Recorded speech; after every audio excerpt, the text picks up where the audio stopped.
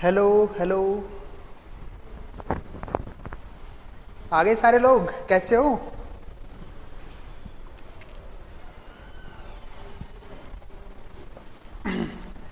हाँ, very good evening, very good. A K, Surbhi, Nitesh, Sarfaraz, VM, Mukesh, Sandeep, Deepa, very good evening, very good evening,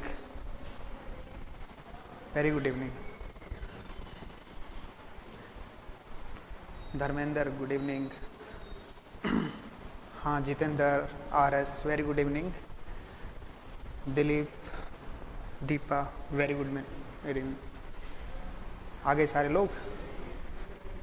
हाँ, सभी ठीक हो ना? हाँ,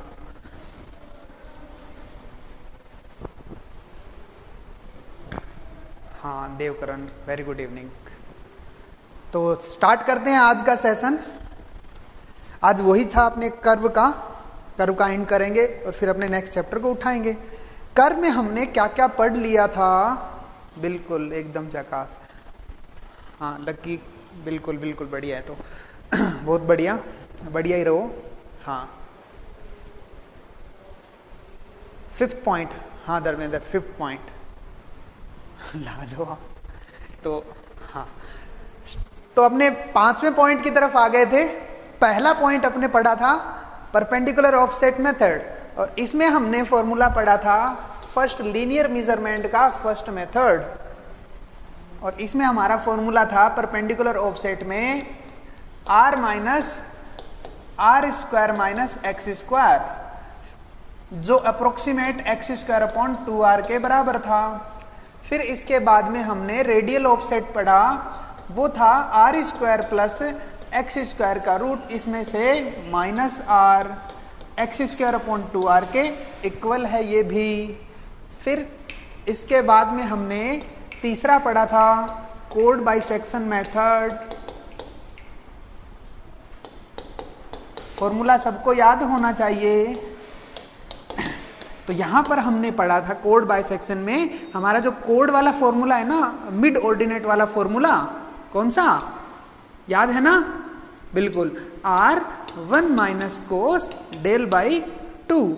इसमें आपकी कोड की डिस्टेंस इस, अब CD1 के लिए हमारे पास क्या हो जाएगा? r1 minus code del by 4 हो जाएगा। ऐसे ही डेल बाई 4, डेल बाई 8 और डेल बाई 16 चलता रहेगा, और इसका मिड ऑर्डिनेट है ना, वो लगातार आता जाएगा।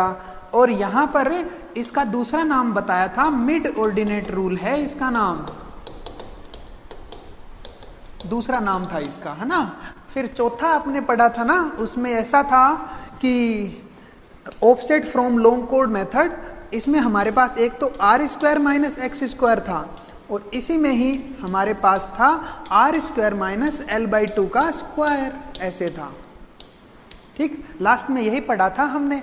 और इसमें इस फॉर्मूले के अंदर हमारे पास ऑफसेट की जो मैक्सिमम वैल्यू है ना, वो हमारे पास OX की मैक्सिमम वैल्यू मिड ऑर्डिनेट के बराबर थी, जिसमें हमारे पास x 0 रखने पर ये बचा था r, और अंदर की तरफ था r square minus l by 2 का स्क्वायर। ये मैक्सिमम था, जो कि किसके बराबर था?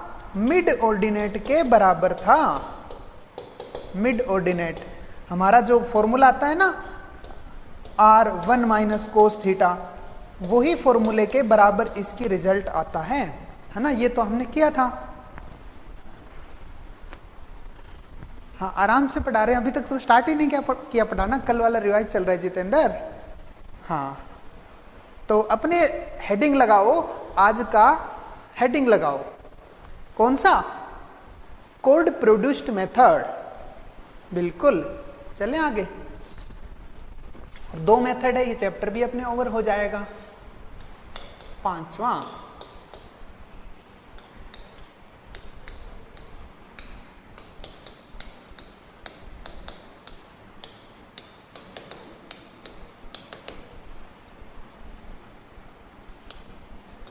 इसका डेरिवेशन यहां पर एक नियम बताता है 4 से।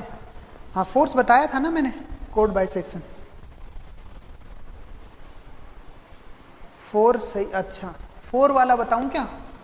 चलो जल्दी समझो 4 वाला आपने।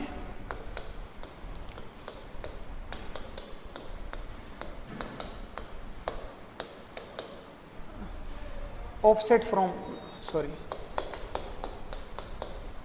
ऑफसेट्स फ्रॉम लॉन्ग कोड मेथड। इसमें क्या होता है कि ये हमारा पास एक लॉन्ग कोड होता है, ए बी लॉन्ग कोड है, और इस ए बी लॉन्ग कोड में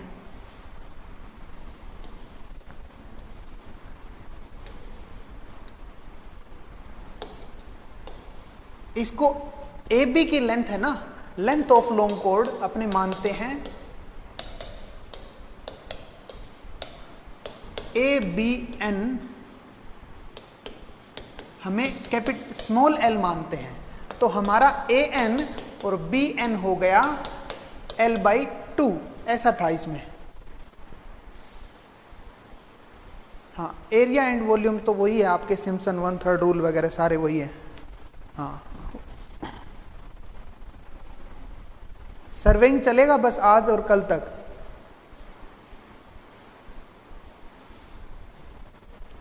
इतना मत टाइप करो यार, हाँ इतना पढ़ा नहीं जाता। स्टार्ट करते हैं यहां पर। अब हमारा ए एन है वो एल बाई 2 है, ये आर है, तो एन से लेकर ओ कितना हो जाएगा, एन से लेकर ओ, यहां से लेकर यहां तक एल बाई 2 है, तो एन ओ हो जाएगा अपना r square minus l by 2 का square, r square minus l by 2 का स्क्वायर का रूट, ये एन हो जाएगा। अगर ए से लेकर एन तक मैंने बताया आपको एल बाई 2 है ना। अब यहां पर हमें ये वैल्यू काम में आएगी इसलिए कैलकुलेट की है। अब देखो नेक्स्ट, इस ए से लेकर एन तक हमारा सिमेट्रिकल जो काम होगा वही एन से लेकर बी तक होगा। तो कोड कहता है हम सेक्शन यहां से उठाएंगे, एक्स बराबर कुछ दूरी पर पी पॉइंट है, और पी ने बताया कि ऑफसेट का जो सी पॉइंट है, जैसे इसको मैंने कल सी बताया था, तो यहां पर आपका पी पॉइंट आता है, और इस डिस्टेंस को ऑफसेट डिस्टेंस एक्स बोलते हैं। इसकी वैल्यू कैलकुलेट करने के लिए इसको हमने प्रोजेक्ट करवाया इस mn पर, और ये आपके पास P1 से लेकर n तक की डिस्टेंस को पैरेलल होने के कारण OX रख दिया, ठीक है, और इस x डिस्टेंस को यहां पैरेलल होने के कारण x रख दिया। x वेरी कहां से कहां तक करता है, x 0 से l/2 तक वेरी करता है। x बराबर 0 का मतलब स्टार्टिंग n पॉइंट पर, x बराबर l/2 का मतलब a पॉइंट पर, है ना। OX की वैल्यू जैसे जैसे a की तरफ बढ़ते जाते हैं कम होती जाती है, इसका मतलब x की वैल्यू बढ़ने से OX की वैल्यू कम होगी और लास्ट में 0 होगी, और x की वैल्यू कम होती है तो ये स्टार्टिंग में OX की वैल्यू बढ़ती है। उल्टा हो रहा है यहां पे, है ना। अब एक काम करते हैं हम, P1O में से NO माइनस कर दो। OX के लिए P1O में से NO माइनस कर देता हूं। इसके लिए मैं एक काम करूंगा, एक डायग्राम उठाता हूं NO वाला, और ये है हमारे पास NO वाला, NO, और यहां पर अपने पास है ANO। AN हमारे पास l/2 है, ये हमारे पास R है, तो NO जो है वो मिला हमारे पास R स्क्वायर माइनस l/2 का स्क्वायर, है ना। ऐसे ही मैं P1O कैलकुलेट कर लूंगा। P1O के लिए मैं यहां पर एक काम करता हूं, P को मैं O से कनेक्ट कर दूं। अब इसके बेसिस पर मैं R और X के बेसिस पर P1O कैलकुलेट कर लूं। P1O कैलकुलेट कर लेता हूं मैं, हमारे पास डायग्राम तो है ही। ये R है, ये हमारे पास P1 है, ये हमारे पास P है और ये O है, और x की बेसिस पर R square minus x square का रूट। ठीक है ना, तो दोनों कैलकुलेट करके पुट कर देता हूं। इसका पुट किया मैंने R square minus x square का रूट, और इसका पुट किया मैंने R स्क्वायर माइनस L/2 का स्क्वायर। ठीक है, शायद समझ गए आप। दिक्कत है इसमें? कोई दिक्कत है तो बता देना भाई। ठीक है, अब यहां पर OX का फॉर्मूला आपके पास यूनिवर्सल फॉर्मूला मिल गया। अब इस फॉर्मूले में आपको पुट करना है x बराबर मैक्सिमम कितना हो सकता है, L/2। तो x मैक्सिमम x पर a पॉइंट आ गए और OX कम होता होता 0 हो जाएगा। अब x बराबर L/2 अगर यहां पे रख देंगे, x बराबर L/2, तो R स्क्वायर माइनस L/2 और R स्क्वायर माइनस L/2 तो 0 हो जाएगा, है ना। एट x बराबर L/2 पर OX बराबर क्या हो जाएगा, 0। x L/2 रख देंगे तो R square minus L/2, R square minus L/2 same cut जाएगा, 0 हो जाएगा, ये तो कोई दिक्कत नहीं। और एट x बराबर 0 पर देखेंगे तो OX है वो मैक्सिमम होगा। x इधर तो बढ़ रहा है और n की तरफ घट रहा है, मतलब 0 स्टार्ट होना, पॉइंट ऑफसेट इसी पर ही है, OX mn के बराबर है, तो ये mn के बराबर हो जाएगा ऑफसेट। ठीक है ना, और यही मैक्सिमम है। पुट कर दो x बराबर 0, ये 0 हो गया, 0 हो गया तो R स्क्वायर का रूट R बच गया, R स्क्वायर का रूट R बच गया, और ये अंदर बचा R स्क्वायर माइनस L/2 का स्क्वायर, जो कि किसके बराबर है, 1 माइनस कोस θ/2 के मिड ऑर्डिनेट के बराबर है, जो पहले से है। ठीक है ना, ये आपका क्या हो गया, मिड ऑर्डिनेट। दोनों मिड ऑर्डिनेट है, एक तो एंगल को यूज करेगा, एक ने एंगल को यूज किया ही नहीं है, दोनों एक है। हाँ, अब आपके ख्याल से नहीं, जेई के ख्याल से डायरेक्ट फॉर्मूला याद करना ठीक होगा, है ना। आर के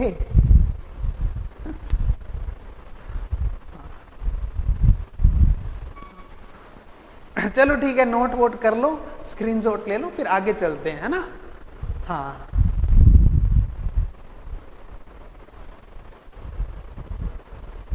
एरिया कैलकुलेशन कर सकते हो आप, एरिया कैलकुलेशन खुद ही, नहीं तो मैं आपको हिंट दे दूंगा। भाई क्वेश्चन इसका यही आएगा, आपके ऑफसेट फ्रॉम लॉन्ग कोड मेथड का रेफरेंस देके 4 ऑप्शन दे देगा, इसमें से ये टिक करना होगा आपको, है ना। ये वाला नहीं, ये वाला टिक करना होगा आपको, है ना। तो यहाँ 2 फॉर्मूले इंपॉर्टेंट हैं। पहला वाला इसका तो आपको दिख ही गया, ये वाला। यहां पर सवाल आ सकता है, जो मैंने आपको होमवर्क के तौर पर दिया था 100 और 80 वैल्यू के हिसाब से, है ना। सिम्पसन रूल क्लोज चेक के लिए काफी क्वेश्चन दिए हैं, कोई दिक्कत नहीं, आप कर लेंगे आपने। चलो नेक्स्ट आगे चलते हैं, नेक्स्ट की तरफ चलूं आगे। हाँ, बिल्कुल, इनके फॉर्मूले एक बार बता देंगे, जिक्र कर देंगे। चैप्टर आपका यहाँ पर नेक्स्ट लीनियर बाकी है, एंगुलर बाकी है। 5वें पे आए भी अपने, जल्दी से 5वें पे आए, फटाफट आ जाओ 5वें पे। स्टार्ट करते हैं 5वां method, offset chord produced method. लिखना पड़ेगा इसको शायद,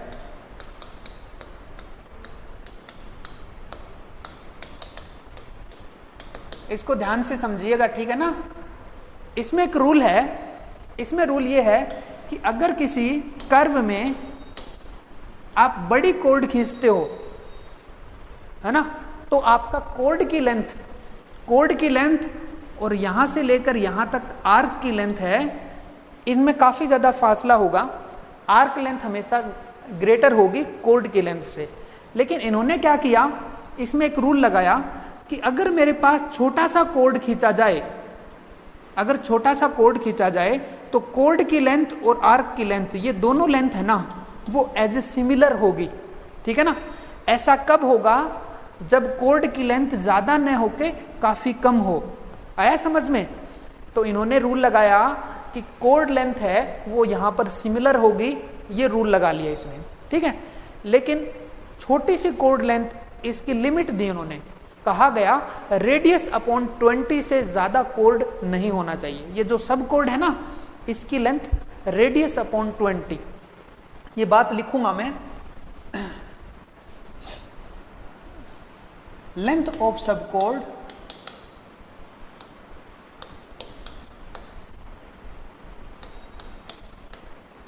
should not be greater than, question आया हुआ है ये, ठीक है ना, शुड नॉट बी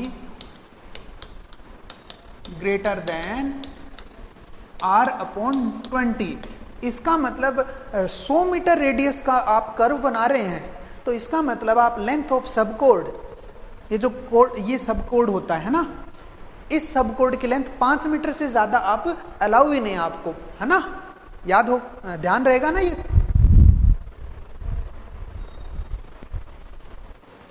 हाँ ध्यान रहेगा, चलो ठीक है, बिल्कुल आगे चलें, ठीक ठीक। इसके अलावा यहां पर आपके लेंथ ऑफ कोड, इस लेंथ के लिए length of code length of arc के एज सिमिलर काम करेगा, ठीक है। दोबारा से अगर मैं कर्व की बात करूं तो इस कर्व में अगर कोड की लेंथ काफी छोटा रखा गया है तो यहां पर कोड की लेंथ और आर्क की लेंथ है ना, दोनों सिमिलर है, ऐसा रूल है यहां पर। अब मैं डायग्राम बना के बता रहा हूं आपको। डायग्राम कुछ ऐसे होगा कि सबसे पहले हमारे पास एक टेंजेंट है, ये टेंजेंट है, फिर इसके बाद में पहला कोड आ गया, ये आपका पहला कोड है सब कोड, और इसको ना आगे प्रोड्यूस्ड कर दिया, प्रोड्यूस्ड मतलब एक्सटेंड, आगे एक्सटेंड कर दिया।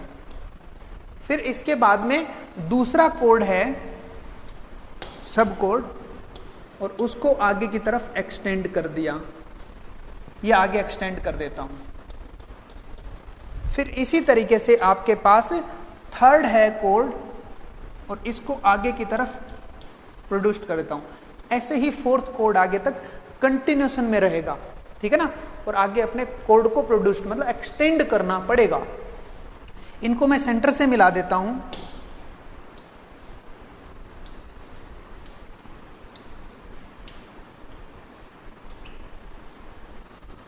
अगर यहां पर एंगल आपके पास एक डेल्टा एंगल है, यहां पर एंगल आपके पास डेल्टा है, यहां पर भी आपके पास डेल्टा है, तो यहां पर एंगल है ना 2 डेल होगा।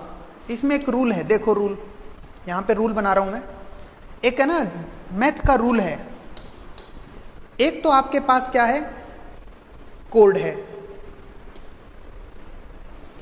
और इस कोड के दोनों पॉइंट को सेंटर पर मिला दिया, तो आपको यहां पर अगर थीटा बनता है एंगल, बराबर ही बनेगा एंगल, ठीक है ना, तो इस कोड का सेंटर पर जो बना एंगल है वो होगा 2 थीटा, ठीक है ना, ये रूल है।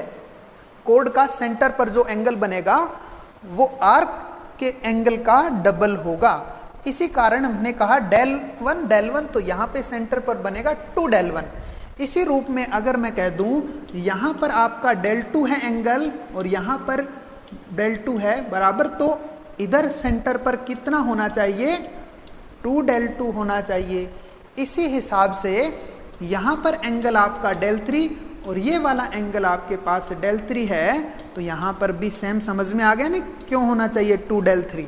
ये रूल है, मैथ का रूल यहां से आया है, क्लियर। इसी तरीके से आगे कंटिन्यूएशन में यहां पर रहेगा डेल 4, आगे डेल 4, ठीक है, बिल्कुल। इनके नाम रख देता हूं मैं यहां पर, जैसे ये तो ओ हो गया, इसको मैंने ए से स्टार्ट किया, ए, यहां पर मैं रख देता हूं A1, यहां पे रख देता हूं सिमिलर नाम रखूंगा मैं, ठीक है ना, A2, ताकि आपको समझ में आए कौन से पॉइंट पर काम कर रही है। A3 और कंटिन्यूएशन में A4 रहेगा, ठीक है ना। डायग्राम यहां पे बनाते रहे आप साथ साथ में। अब ऑफसेट क्या होगा, ऑफसेट कहां से है इसका, ऑफसेट क्या होता है, यहां से कुछ डिस्टेंस, जैसे कोड की डिस्टेंस यहां पर C1 है, तो C1 ही डिस्टेंस पर आपका एक B1 पॉइंट होगा और B1 से लेकर A1 तक की दूरी को मैं ऑफसेट 1 बोलूंगा।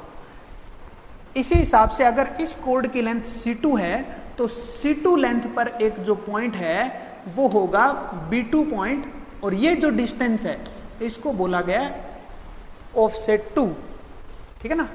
यहीं पर आपके तीसरी कोड की लेंथ C3 है, तो यहां पर C3 के बराबर एक पॉइंट होता है B3 जो बताएगा A3 की लोकेशन O3, ठीक है ना।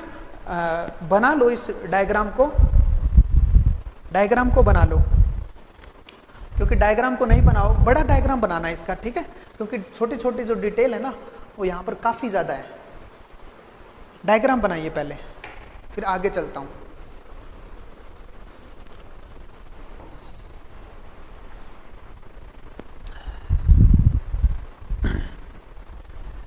तो लक्की आपका डाउट था, फोन करने वाले थे, क्या नहीं?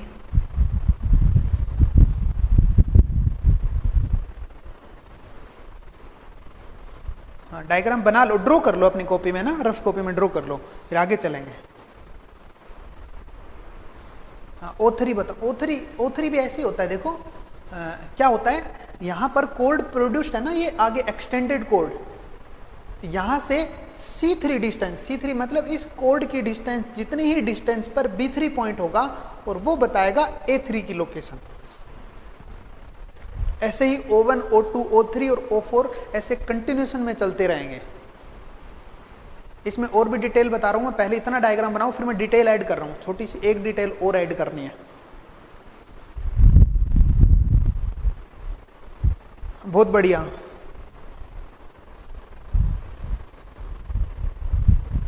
कोई बात नहीं, कर लेंगे, सारे डाउट क्लियर कर लेंगे, ठीक है। 1-2 दिन लेट हो सकते हैं, लेकिन डाउट सारे क्लियर करूंगा मैं आपके।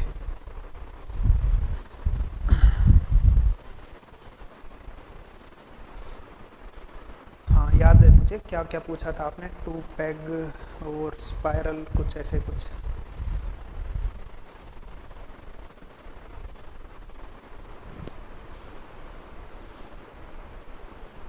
नोट कर लिया?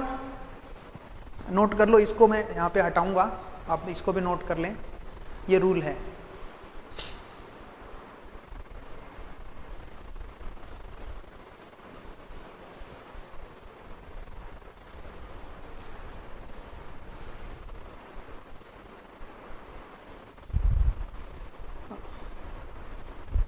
कैसा रहा एग्जाम? बढ़िया रहा?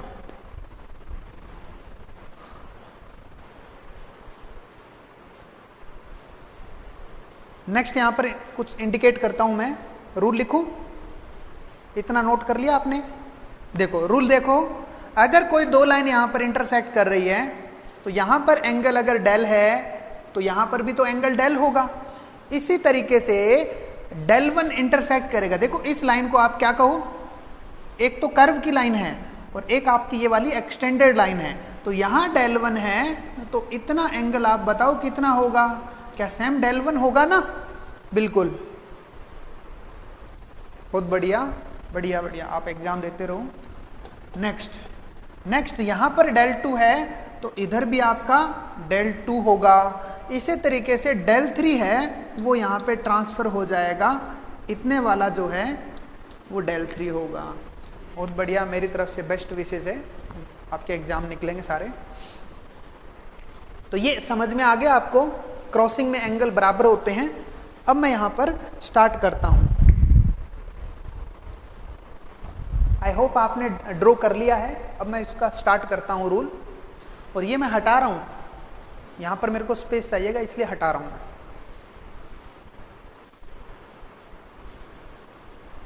बिल्कुल, है ना? हाँ, स्क्रीनशॉट वाले है वो टाइम टू टाइम स्क्रीनशॉट लेते रहना। अब इसमें एक रूल है, A1O को मैं ड्रॉ करूं, A1O को ड्रॉ करूं तो आर्क की लेंथ है वो रेडियस इंटू सबटेंडेंट एंगल है, उससे करूंगा मैं। ट्राइंगल दिया है मैंने A1O, इसमें मैं कहूंगा आर्क लेंथ है आर्क लेंथ A1 चाहिए और आर्क लेंथ और कोड लेंथ यहां पर बराबर होता है, तो इसको मैं कहूंगा आर्क लेंथ को क्या, C1। आर्क लेंथ का फॉर्मूला है radius into subtended angle, radius into subtended angle. ये तो आपको फॉर्मूला पता होगा। इसी फॉर्मूले बेसिस पे अगर मैं del1 कैलकुलेट करूं तो यहां पे हो जाएगा C1/2R। ठीक है, इसी तरीके से मैं A1 A2 में del2 बेसिस पर कैलकुलेट करूं C2, A1 A2 की लेंथ, आर्क लेंथ कैलकुलेट करूं तो यहां पर इसी तरीके से del2 है ना, तो उसमें फर्क ये होगा कि C2/2R है। सेम एज del n का फॉर्मूला बनेगा CN/2R। ये चीज आपको समझ में आ गई होगी, सही है। अब इसको अपने को यूज करना है, बिल्कुल।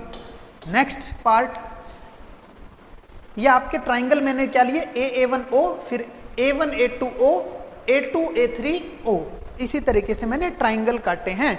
अब मैं आगे की तरफ, अच्छा थोड़ा बफर कर रहा है, मैं सही करता हूं।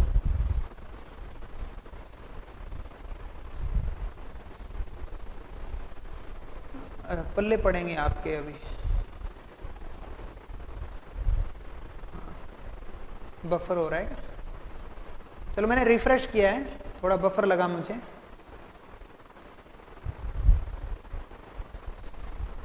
रिपीट कर रहा हूं मैं, आपके पल्ले पड़ेगा, रिपीट कर रहा हूं मैं।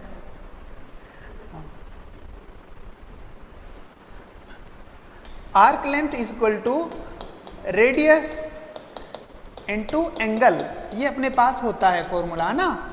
तो आर्क लेंथ अपने पास इस ट्राइंगल के अकॉर्डिंग मैंने लिया है A1, है ना, और यहां पर अपने पास है 2 del1 और ये अपने पास R है। तो रेडियस इनटू एंगल, और ये अपना C1 के बराबर होता है, ये आर्क लेंथ। आर्क लेंथ और कोड लेंथ यहां पर सिमिलर पाई गई है, तो मैं कहूंगा कोड लेंथ है वो रेडियस इंटू 2 del1 एंगल के इक्वल है। तो यहां से मैंने क्या निकाला, del1 निकाला, तो ये क्या आ गया, C1/2R। पड़ा कुछ पल्ले।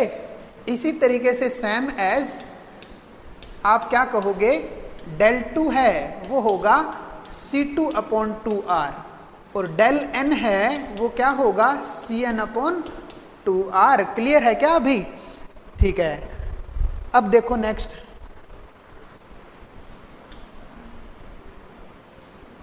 अब यहां पर एक रूल नया आएगा। उस रूल के अकॉर्डिंग मैं ट्राइंगल यहां पर A1 B1 दिख गया, ट्राइंगल A1 B1 बना दूंगा मैं। नेक्स्ट पेज पे बनाऊंगा A1 B1। इसी तरीके से मैं ट्राइंगल यहां पर नेक्स्ट बनाऊंगा, एक और नेक्स्ट बनाऊंगा ट्राइंगल। देखो आप इनके नाम क्या होंगे। फिर ट्राइंगल बनाऊंगा A1 A2 B2, A1 A2 B2।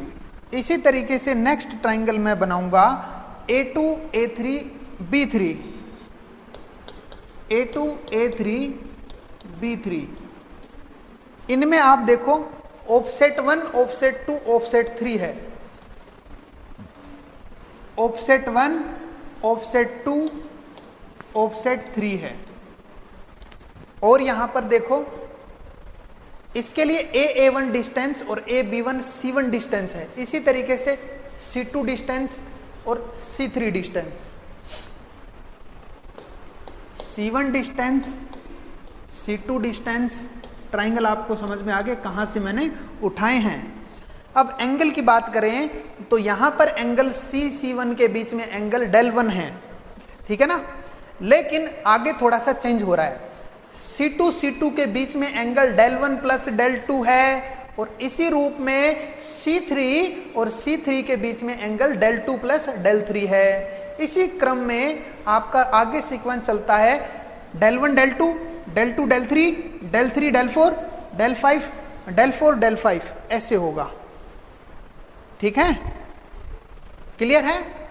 del1 इधर del1 del2, del2 del3, del 3 del 4, पहले में एंगल है del 1, दूसरे में एंगल है del 1 प्लस del 2, तीसरे में है del 2 प्लस del 3 और इसी तरीके से del 3 del 4 है।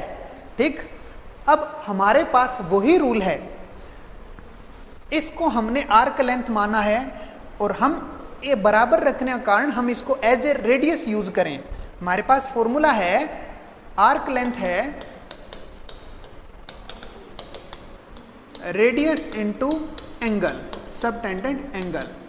आर्क लेंथ हमारे पास कितनी है, अब की बार हमने ऑफसेट को आर्क लेंथ माना है, ठीक है, और रेडियस C1 और यहां पर एंगल कितना है del 1। इधर की तरफ देखें तो अपने रेडियस O2 के लिए रेडियस को C2 के रूप में काम लिया, रेडियस और एंगल कितना del 1 प्लस del 2। इसी हिसाब से O3 के लिए क्या है C3 रेडियस और एंगल बीच का del 2 प्लस del 3। क्लियर है क्या? बिल्कुल। अब आपके पास del 1 की वैल्यू यहां से उठाई मैंने, देखो del 1 की वैल्यू कितनी है C1/2R, del 2 की वैल्यू C2/2R और del n की वैल्यू CN/2R, मतलब C1/2R मैंने del 1 की वैल्यू को पुट करा दिया। देखो इसकी जगह मैंने कहा del 1/C1/2R, ऐसे ही मैंने यहां पर पुट कराया C1/2R और del 2 कराया मैंने C2/2R। यहां पर मैंने पुट करवाया del 3 को पुट करवाया मैंने C2/2R और यहां पर करवाया C3/2R, क्योंकि del n का फॉर्मूला है CN/2R। तो यहां पर अगर 1 है तो 1 हो जाएगा, 2 है तो 2 हो जाएगा, तो सारे del की वैल्यू पुट कर दी। एंगल ये है जी, देखो एंगल आपके पास यहां पर del 1 है, इधर आपके del 1 को del 1 के बराबर क्रॉस एंगल इक्वल है, तो ये टोटल एंगल आपका del 1 प्लस del 2 हो गया, ये टोटल। इसी तरीके से ये टोटल एंगल है आपका del 2 प्लस del 3 और आपका यहां पे सीक्वेंस बना del 1 del 2 del 2 del 3 del 3 del 4, ये सीक्वेंस n तक चलता रहेगा। ठीक है, अब आपका फाइनल फॉर्मूला यहां पर जनरेट होगा जिसको आपको याद करना है। कोई अगर एक फॉर्मूला याद करना चाहे तो याद कर सकता है। फाइनल फॉर्मूला ऑफसेट 1 का तो ये हो गया C1/2R। अगर मैं C1 की डिस्टेंस को x कह दूं तो x²/2R एक अप्रोक्सीमेट फॉर्मूला बताया था मैंने, कहां पर, रेडियल ऑफसेट में और परपेंडिकुलर ऑफसेट में, ऐसा बताया था मैंने। x²/2R जो आगे डेराइव होगा वो यहां से गया है, ठीक है। इसी तरीके से आगे की तरफ नेक्स्ट फॉर्मूला C2/2R और हमने क्या रखा अंदर रखा, एक तो C2 बाहर है, एक अंदर और एक इससे पहले वाला। इसी तरीके से यहां पर अपने पास क्या है, यहां तो C3 और 2R कॉमन, तो बाहर किस तरफ C3 और यहां पे भी एक C3 और एक इससे पहले वाला। अब आप मेरे को ये बताएं कि ON का फॉर्मूला क्या लिखूं मैं। ON के लिए CN/2R, CN अंदर भी है और एक इससे पहले वाला होगा CN-1। तो ये फॉर्मूला यहां से अपने को डेराइव करना था, जो कि nth ऑफसेट का फॉर्मूला था, ये डेराइव करना है। ये फॉर्मूला जिसको याद करना है वो याद कर सकता है, क्योंकि यही फॉर्मूला अपने को काम में रखना है, डेराइव का कोई मतलब नहीं है। नोट करना है, नोट करें। फॉर्मूला यहां पे लिख देता हूं जिसको डायरेक्टली लिखना है, nth ऑफसेट का फॉर्मूला जो आपके वहां से आया है। ON के लिए CN/2R, CN है और एक इससे पहले वाला है, ये याद करना है आपको।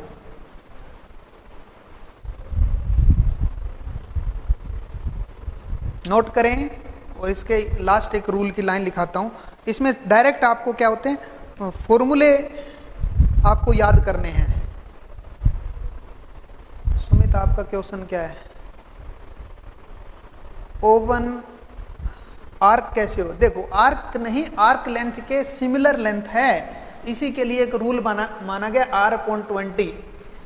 आर्क की लेंथ कम है तभी तो हमारे पास यहां पर इसके बराबर C1 माना गया है।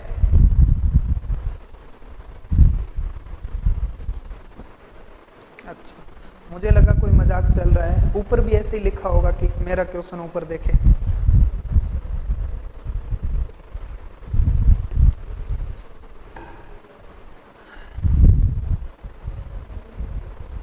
ठीक है, नोट कर लिया? आगे चलते हैं। नोट कर लिया तो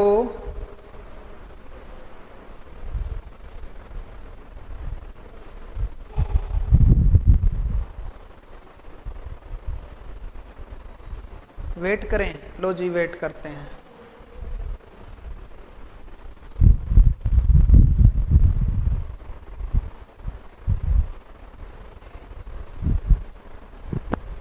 हो गया, आगे चलते हैं।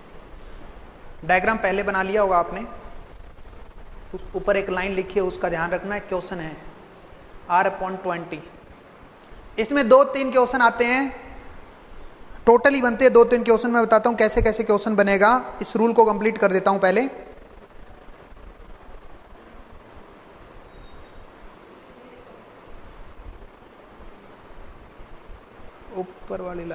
ऊपर वाली लाइन ये कहता है कि आप जो इस आर्क की लेंथ को कोड की लेंथ के बराबर मान रहे हो, इसमें इसको भी C1 मान रहे हो, तो इसका मतलब क्यों मान रहे हो? इसका एक पीछे कारण है, क्योंकि कोड की लेंथ आपने बहुत छोटे छोटे रखे हैं, इसलिए अगर कोड काफी छोटा है तो आर्क लेंथ के सिमिलर पाया जाता है, ज्यादा डिफरेंस नहीं होता है। इसलिए इन कोड की लेंथ है वो काफी छोटी रखनी चाहिए, जिसकी लिमिट इन्होंने दी है radius/20।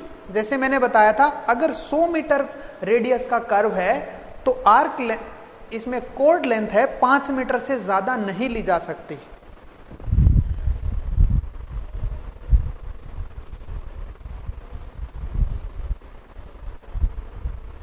हाँ, O1 और कैसे होगा? वो तो आर्क माना गया है, होगा नहीं, माना गया है, बिल्कुल माना गया है। स्ट्रेट लाइन के इक्वल लेंथ मानी गई है उसकी, है ना, इसकी लेंथ बराबर मानी गई है, एज्यूम की गई। Arc length C1 is equal to AA1 arc. आगे चल रहा हूं मैं, नोट, ये नोट कर लो।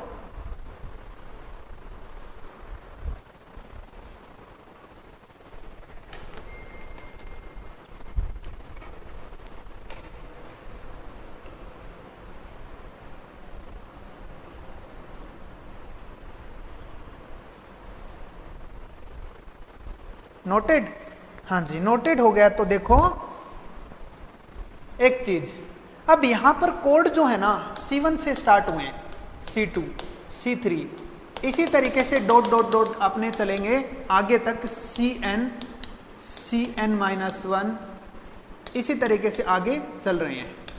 तो होगा क्या, जितने भी कोड है वो स्टार्टिंग से लेकर यहां तक इस तरीके से है, C1, C2, C3, C4, C5 और CN है।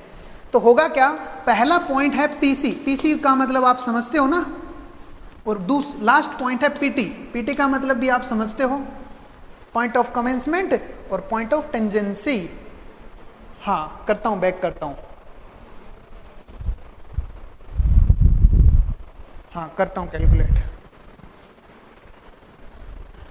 करो जल्दी से कैलकुलेट कर।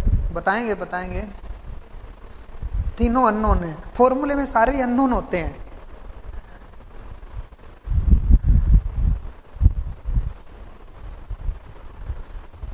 कौन कौन से दिए होते हैं? एक अननोन होता है बस।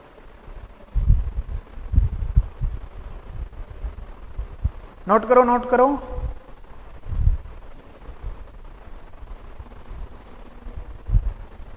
सेफ, अभी क्वेश्चन का बताया नहीं मैंने, क्वेश्चन बताऊंगा मैं, अभी इतना समझो काफी है। Okay, already noted. चलो आगे चलते हैं। देखो, तो मैंने बताया था इसमें फ्लो में, देखो इसमें बीच में पहला पॉइंट पीसी और लास्ट पॉइंट पीटी, यहां पर जो कोड होगा C1 और यहां पर लास्ट वाला कोड होगा CN, और बीच में जितने भी कोड होंगे ना, बीच में जितने भी कोड होंगे यहां से लेकर यहां तक, उन कोड को इंटरमीडिएट कोड बोला जाता है। और यहां पर एक रूल है कि आप इंटरमीडिएट कोड को सभी कोड को इक्वल रख सकते हो। इनको आप बोलेंगे CI intermediate chords are equal. इन सभी को इक्वल लेते हो आप C1 और CN को इक्वल इसलिए नहीं ले सकते क्योंकि CN आपके प्री गिवन पॉइंट है, वहां तक आपको कर्व मिलाना होता है। इसी तरीके से यहां पर भी कर्व आपको मिलाना होता है, इसलिए आपको C1 और CN अवेलेबल डिस्टेंस के अकॉर्डिंग होगी। और बीच के जितने भी कोड है ना, आप बराबर लेंथ रख सकते हो। मान लीजिए 20-20 मीटर है तो सारे ही 20-20 मीटर होंगे, लेकिन पहला और लास्ट वाला अलग अलग होगा, उनको मिलाना होता है लास्ट और फर्स्ट पॉइंट से। ठीक है, तो इसमें एक रूल है, इंटरमीडिएट कोड है ना, वो सारे इक्वल होते हैं, उनको CI बोल दिया। ठीक है ना, CI होगा कहां से, C2 बराबर C3 बराबर ... CN-1 तक सारे कोड CI हो गए। ठीक, अब हमारे पास CI का एक फॉर्मूला होता है। पहला फॉर्मूला तो ON का बताओ आप, CN/2R, CN और CN-1, ये तो आपको याद करना है। अब मैं कहूं इंटरमीडिएट कोड, ये तो nth ऑफसेट है,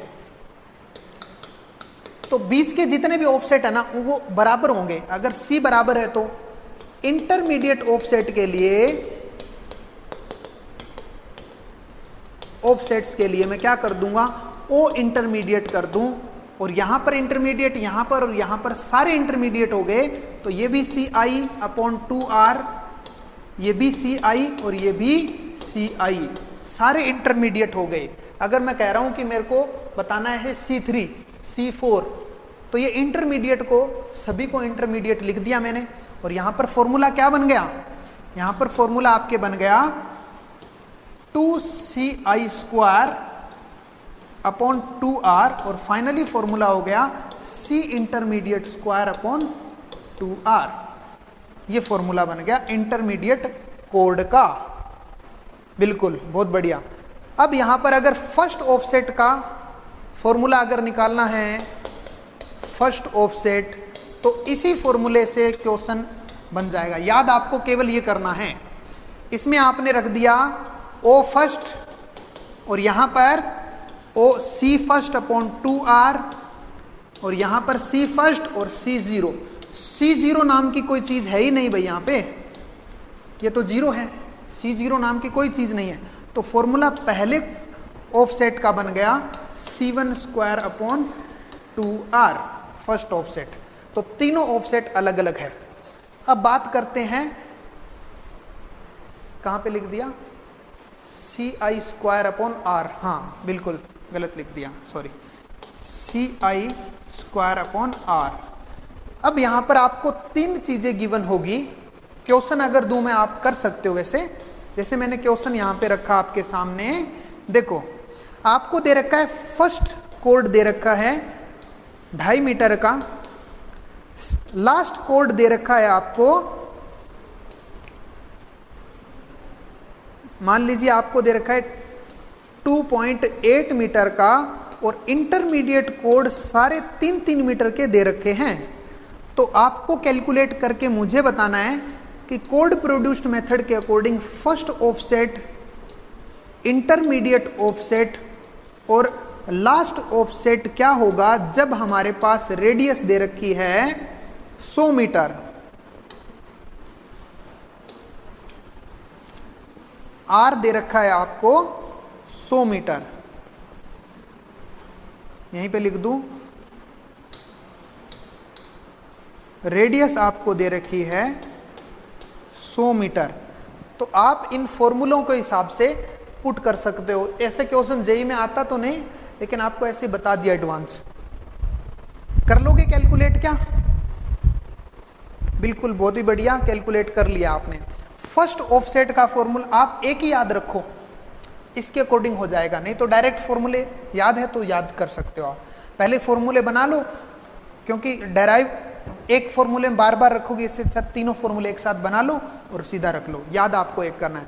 तो पहले ऑफसेट का फॉर्मूला अपने पास सीधा सा है C1 स्क्वायर अपॉन 2R, और हम इसके अकॉर्डिंग C1 की वैल्यू रख देते हैं जो कि 2.5 सेंटीमीटर है, स्क्वायर अपॉन 2R, और ये हो गया 200। आंसर जो भी आपका आ जाएगा। इसी के साथ OI का फॉर्मूले में आप CI का formula CI square upon R लगा दो, और यहां पर इंटरमीडिएट 3 मीटर का है तो 3 का स्क्वायर 9 अपॉन R 100, तो 0.009 है ना,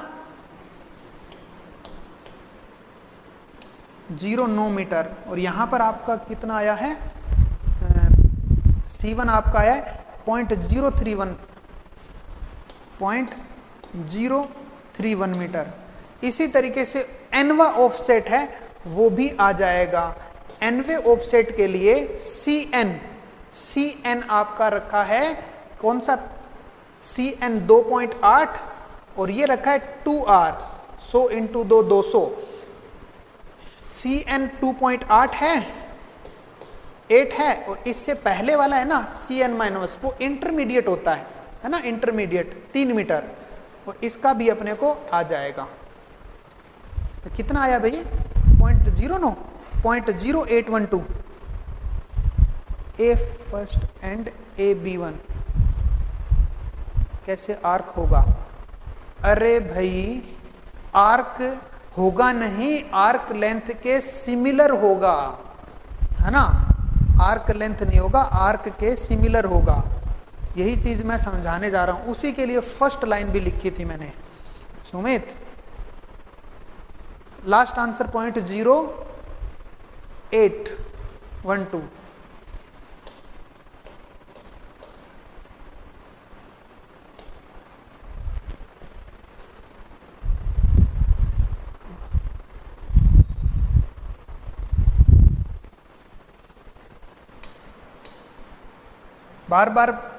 बहुत बार बताना पड़ रहा है। फर्स्ट C1 आर्क लेंथ बराबर क्या, सारे ही आपके सिमिलर माने जाएंगे। इस आर्क लेंथ को इसके सिमिलर माना गया है नहीं। कैसे होगा, हो तो बिल्कुल भी नहीं सकता, पॉसिबल ही नहीं है। आर्क लेंथ तो हमेशा ज्यादा ही होती है, लेकिन सिमिलर माना गया है।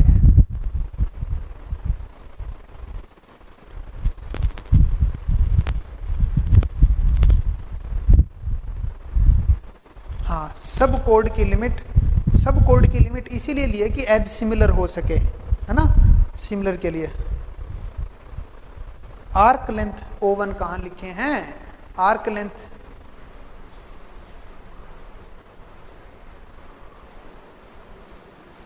कहां पे, ऑफसेट है ये, ऑफसेट O1 नहीं।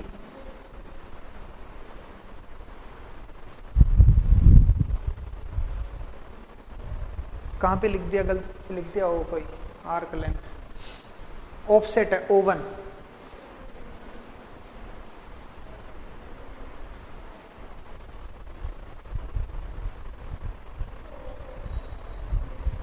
O1 का फॉर्मूला निकालने से पहले, O1 का फॉर्मूला यहां आया, इससे पहले ये वाला क्या, हाँ ये रहा फॉर्मूला O1 का, ऑफसेट C1 के हिसाब से।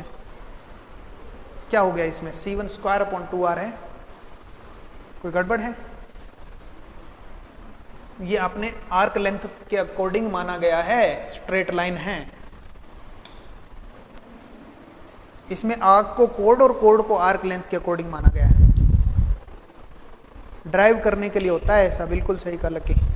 चलो ठीक है, इसको आप न्यूमेरिकल को नोट करो। इसमें क्वेश्चन बनता है आपका न्यूमेरिकल, ये वाला क्वेश्चन बनता है जो अभी तक तो नहीं आया हुआ। और इसके अलावा आपको एक इसकी फर्स्ट जो लाइन है R/20 याद रखनी है। इसके अलावा आपको याद रखना है ON का फॉर्मूला, ठीक है ना, बस ON का फॉर्मूला याद रखना है और आपको एक फर्स्ट लाइन याद रखनी है। दो चीजें याद रखनी है बस। 3 कैसे लिखें? 3 कौन सा? 3 कैसे लिखें मतलब 3? अच्छा, यहां पर 3 कैसे लिखा? क्योंकि n के पहले वाले तक सारे है ना इंटरमीडिएट है, इसलिए 3 लिखा। नेक्स्ट आगे चलें, नोट करो, आगे चलें। अब ये जो खेल है ना, ये जो खेल इसने कोड प्रोड्यूस्ड मेथड वाले ने खेला है, इसको रेनकाइन बैठा बैठा देख रहा था। ठीक है, आगे की तरफ चल रहा हूं। रेनकाइन ने देखा कि कोड प्रोड्यूस्ड मेथड है ना, वो आपको घुमा रहा है। पहुंचना है ए के बाद में A1 मार्क करना है, A1 के बाद में A2 मार्क करना है, और A2 के बाद में A3 मार्क करना है। तो एक सवाल पूछ लिया रेनकाइन ने इस मेथड बनाने वाले से कि भाई तुम ये बताओ, तुम पहले तो गए B1 पर और फिर आ रहे हैं A1 पर, क्या तुम सीधे डायरेक्ट A से A1 नहीं जा सकते क्या? इसने ये सवाल कर लिया। तो इसने बोला कि कैसे जा सकते हैं? तो रेनकाइन ने एक ऐसा मेथड बताया, इसको सिंप्लीफाई किया। उसने बताया कि तुम A से A1 पर जाते वक्त हम पहले B1 पे गए और फिर O1 से गए। तो रेनकाइन ने इस पाथ को डायरेक्ट बता दिया, कहा कि तुम B1 पे न जाके O1 को यूज न करके तुम सीधे चलो, A से सीधे A1 पे आ जाओ। उसने ये शॉर्टकट पाथ बताया, इसलिए इसका मॉडिफाइड फॉर्म रेनकाइन मेथड है, जो कि मोस्ट कॉमनली यूज मेथड बना। ठीक है ना, इसको इजी बना दिया। अब रेनकाइन ने कह तो दिया कि तुम सीधे जा सकते हो, तो रेनकाइन को प्रूव करना पड़ गया। प्रूव करने के लिए रेनकाइन ने कहा हाँ मैं प्रूव करूंगा इस बात को। तो रेनकाइन ने बताया कैसे। रेनकाइन ने कहा कि समझते जाना मैं A से A1 पर कैसे पहुंचता हूं और A1 से A2 पर कैसे पहुंचता हूं, समझते जाना। ठीक है ना, हेडिंग वेडिंग बाद में लगा देना, कोई लोग ज्यादा टेंशन में आ जाए तो मेरे को थोड़ा पैसन रखना। ठीक है ना, मेरे को लेट मी एक्सप्लेन। तो यहां पर अपने पास सबसे पहले अपने पास एक लेंथ होगी जिसको आप कहोगे ये टेंजेंट है। टेंजेंट है आपके पास, और इस टेंजेंट पर आप A पॉइंट पर आप थियोडोलाइट यहां पे लगाओगे। यहां पर थियोडोलाइट लगने के बाद में आप एक क्लॉकवाइज एंगल है वो यहां पर बनाओगे, और वो del1 बना दिया आपने क्लॉकवाइज एंगल। और del1 कैलकुलेट करने का आपके पास एक तरीका है Cn/2r। इसका मतलब रेडियस और कोड की लेंथ के अकॉर्डिंग del1 आ जाएगा। तो थियोडोलाइट से ये ड्रॉ कर लिया। फिर इसके बाद में Cn आपके पास पहले से थी, और Cn के बराबर आपने इस पर पॉइंट मार्क कर दिया। देखो ध्यान से समझो, ठीक है ना, रिपीट बार बार रिपीट नहीं होते सवाल। A1 कैसे मार्क किया इसने? C1 डिस्टेंस पर A1 मार्क कर दिया। तो A से A1 पर पहुंचने का जरिया इसने बताया। पहले समझ ले भाई, बैक स्लाइड। फिर इसके बाद में इसने कहा कि A से A1 A2 पर कैसे जाएंगे, इसने मेथड बताया कैसे मेथड। इसने कहा यहां पर थियोडोलाइट रखो, और एंगल जो है यहां पर अब की बार del1 प्लस del2, एंगल याद है ना, del1 plus del2, del2 plus del3, del3 del4, इतना एंगल ड्रॉ करो। ये एंगल ड्रॉ करने वाली लाइन हो गई, और इस पर C2 के बराबर पॉइंट मार्क कर दो, A2 आ जाएगा। इसी तरीके से यहां पर इसने कहा कि यही प्रोसीजर चलता रहेगा। इस लाइन से आप मार्क करो del2 प्लस del3 पर एक एंगल मार्क करो, ये एंगल हो गया। और इस पर C3 डिस्टेंस से पॉइंट मार्क कर दो A3। तो इसने बताया A से A1, A1 से A2, A2 से A3 पहुंचने के लिए एक यूज किया क्या, del n का फॉर्मूला, जो क्या था Cn/2r। रेडियस थी, C था अपने पास कोड, और C अगर अपने पास है तो इनको मार्क करते हुए इस लाइन पर, डायरेक्शन वाली लाइन पर A1, फिर इस लाइन पर A2 और इस लाइन पर A3 मार्क कर लिया। सभी आपके मिल गए हैं। तो अब इनको मिलाते हुए इसने कहा कि कर्व बना दो। इनको मिलाते हुए इसने कर्व बना दिया। तो ये इसने कहा कि ऐसे बनेगा कर्व। तो रेनकाइन ने इस बात को आसान कर दिया। अब ध्यान में रखने वाली बात यह है कि ये जो डेल्वन है वो थियोडोलाइट डिग्री मिनट सेकंड में मेजर कर सकता है। तो यहां पर इस एंगल को डिग्री मिनट सेकंड के हिसाब से यूज किया जाए, क्योंकि इसने मार्क करने में एंगुलर मेजरमेंट से स्टार्ट किया है, इसीलिए इस मेथड को एंगुलर मेजरमेंट का मेथड बताया गया। ठीक है, आया कुछ समझ में एंगुलर मेजरमेंट का मेथड कैसे आया। फिर इसके बाद में इसने जो रूल थे, रूल की फर्स्ट लाइन आर्क लेंथ और कोड लेंथ वाली वो सिमिलर ही रखी इसमें। तो यहां पर आप हेडिंग में लगाओ सेकंड एंगुलर मेजरमेंट का first method, Rankine's method of deflection angle, लगाओ हेडिंग। अब कहां पर पीछे नोट करने वाले नोट करो भाई, कौन रह गया? सहराज।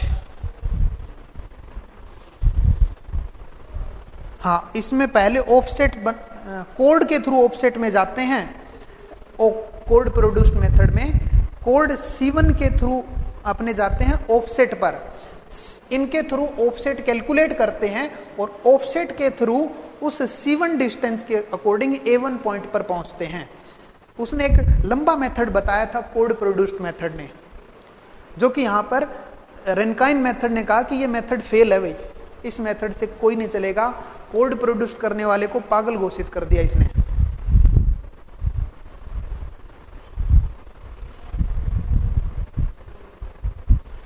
हाँ, इसने बताया कोड प्रोड्यूस्ड वाला है ना, इन C1 को यूज करते हुए ऑफसेट कैलकुलेट करवाएगा और ऑफसेट के थ्रू वो A से A1 और फिर A1 से A2 पॉइंट पर जाएगा मार्क करने के लिए।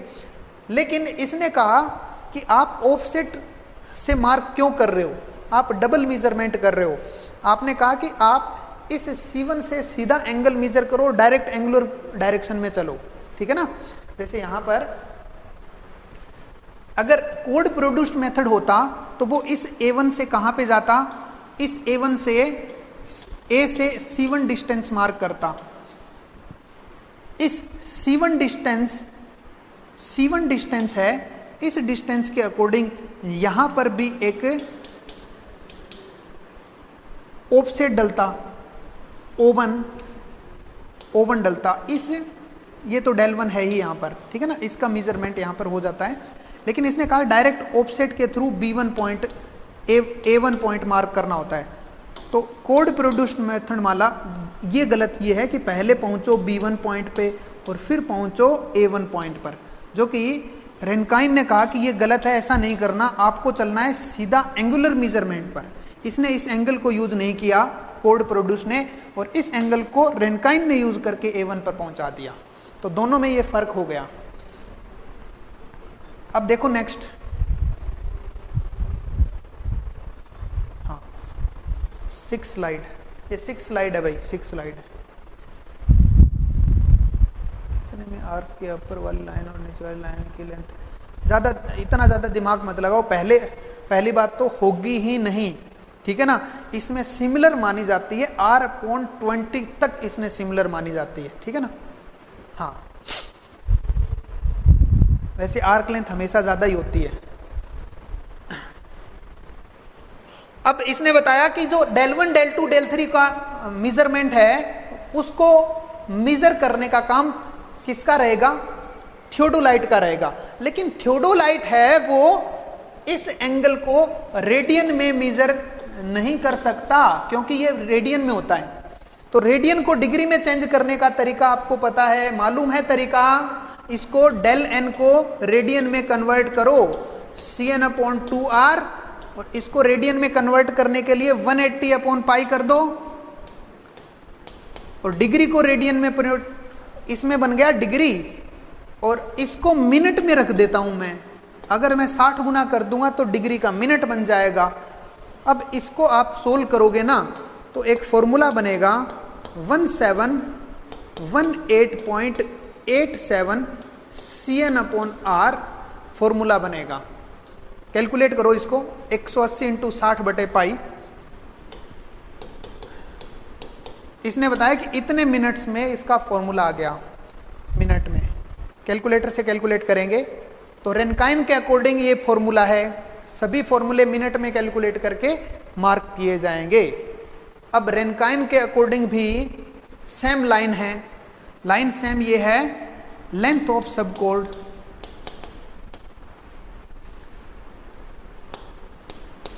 मैक्सिमम लेंथ ऑफ सब कोड या लेंथ ऑफ सब code should not be greater than r/20। Same formula r/20।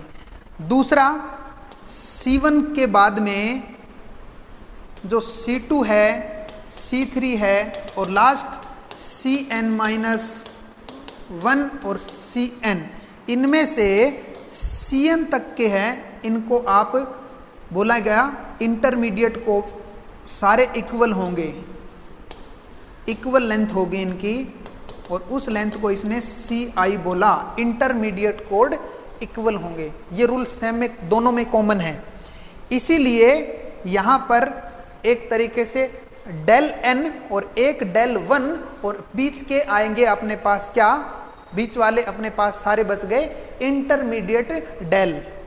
ठीक है, तो यहीं पर 3 फॉर्मूले बनते एक तरीके से। अब इसने, इसका मेथड का पूरा नाम है डिफ्लेक्शन एंगल।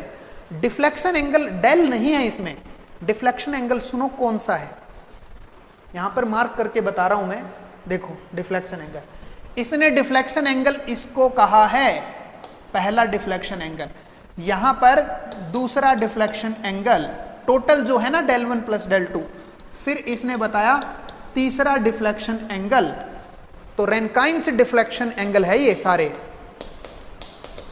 रेनकाइंस डिफ्लेक्शन एंगल्स कितने हैं, डेल 1 है, डेल 2 है, डेल 3 है, डेल n है। डेल 1 है तो डेल 0 प्लस डेल 1 के, मतलब डेल नोट नाम की कोई चीज है ही नहीं, ठीक है ना। ये है डेल 1 प्लस डेल 2 के। इसी तरीके से 2 और 3 ये सीक्वेंस चल रहा है ना, डेल 1 डेल 2 डेल 2 डेल 3, इसी तरीके से यहां पर डेल n का हो जाएगा डेल n-1 और डेल n। तो ये रेनकाइन के डिफ्लेक्शन एंगल है। अब इसका न्यूमेरिकल ऐसा ही मैं आपको देता हूं क्वेश्चन के तौर पर करने के लिए, पहले ये नोट करेंगे आप लोग। इसमें आपको होमवर्क दे दूं, यहीं पे साइड में एक होमवर्क दे देता हूं, लिखो होमवर्क। आर वो का वो मैं 100 मीटर कह रहा हूं, ठीक है। यहां पर मैं C1 है वो का वो कह रहा हूं 2.5 मीटर, C इंटरमीडिएट है 3 मीटर और Cn है वो मैं कह रहा हूं 2.8 मीटर। तो आपको यहां पर कैलकुलेट करना है, फाइंड करना है आपको डेल 1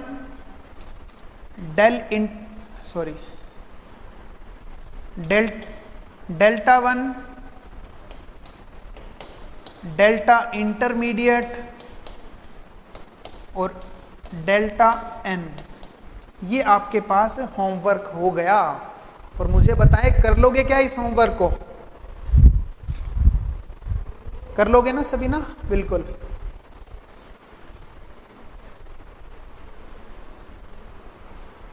बफरिंग हो रही है यहां तो ठीक चल रहा है भाई।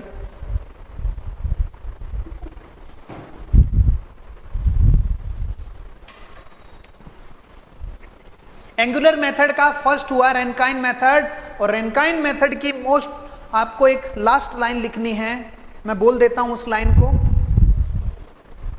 बोलूं क्या, Rankine's method most commonly use method for set out a curve.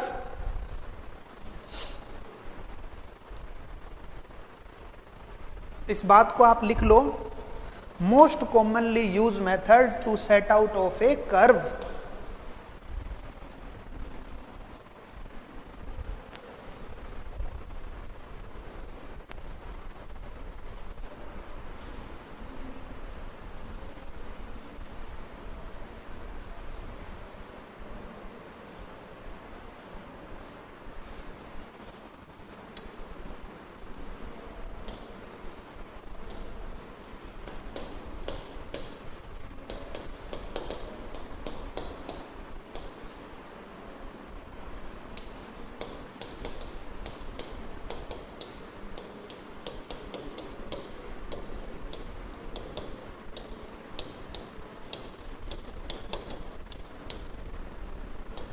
इस बात को लिख लो आप, most commonly used method. Delta 0 0 ही होगा, डेल्टा 0 का कोई काम नहीं है, डेल्टा 0 है ही नहीं, ये है 0, ये आपका 0 होगा। मतलब ये सीक्वेंस को समझाने के लिए मैंने पुट किया है, वैसे 0 1 1 2 2 3 3 4 ऐसे। डेल का वैल्यू कैसे आएगा? डेल का वैल्यू सी और आर के थ्रू आएगा, सी और आर के थ्रू, है ना। पहले डेल्टा आएगा फिर डेल आएगा। कैलकुलेट कर लोगे आप, नहीं करोगे तो मैं बता दूंगा आपको। बहुत बढ़िया, आ गया। आपकी इसकी वैल्यू मिनट्स में है। मैं आगे चल रहा हूं, नेक्स्ट हेडिंग लगाइए, 2 थियोडोलाइट मेथड। फटाफट लिखो 2 थियोडोलाइट मेथड। नेक्स्ट स्लाइड चलूं।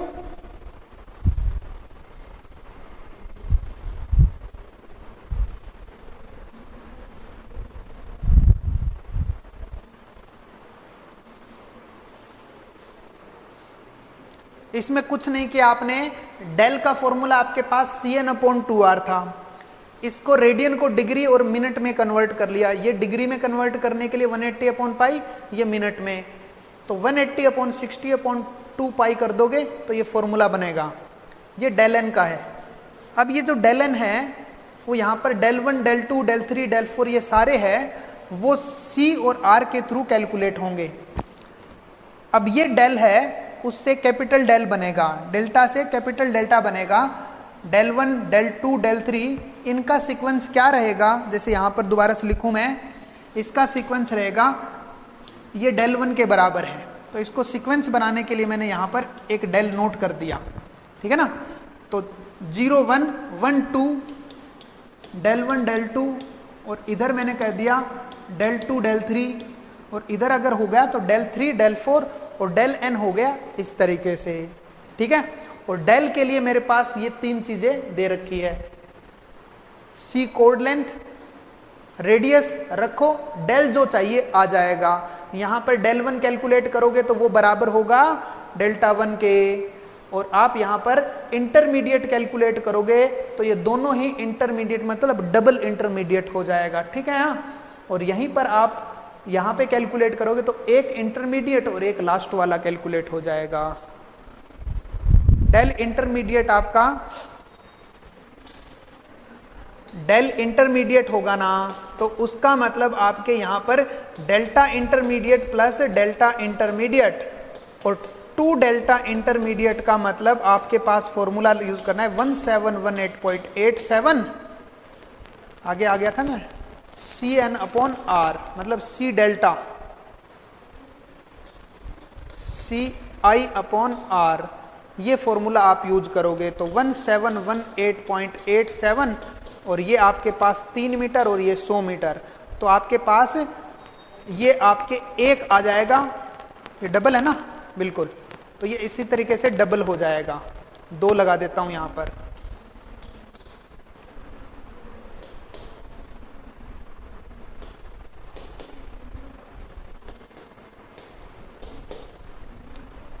तो यहां पर इंटरमीडिएट का डबल हो गया तो ये आई आ गया। इसी तरीके से 1 के लिए तो डेल 1 का ही आ जाएगा, डेल 1 ही बराबर होगा डेल्टा 1 के, और ये आपके पास 1718.87, और C1 आपके पास 2.8/100 ऐसे हो जाएगा। और लास्ट वाले में एक इंटरमीडिएट आएगा और एक n आएगा, इंटरमीडिएट आधा और एक 1, ये आपका n मतलब लास्ट वाला 2 पॉइंट, किसके अकॉर्डिंग, अच्छा ये 1 है क्या, 2.5 है ये, कर लोगे? चलो ठीक, आगे चलें। चलो ठीक है, कैलकुलेट कर लिए, चलो आगे चलते हैं। अगर नहीं होंगे तो मैं दोबारा से बता दूं, कोई बड़ी बात नहीं है, आप कर लोगे। अभी तो ठीक है ना वॉइस वगैरह एक, हाँ। किसी को टफ लग रहा है तो कोई यहाँ पे बड़ी बात नहीं है, इतनी कैलकुलेशन है, वो जेई एग्जाम में प्रीलिम्स में इतनी कैलकुलेशन नहीं करवाते, है ना। फॉर्मूला आपके एक याद रहना चाहिए, प्री के हिसाब से, मेरे हिसाब से एक ही पॉइंट यहां पर इंपॉर्टेंट है, फॉर्मूला। पूरा दोबारा बताएं क्या? एक ये क्वेश्चन करवा, लो भी क्वेश्चन करो फटाफट।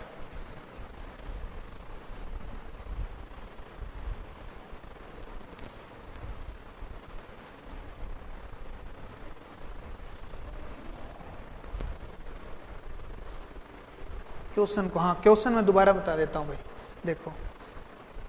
हाँ ट्राई मत कर लेना आप करने की, पूरा बता दो दोबारा। है क्या हो रहा है ये?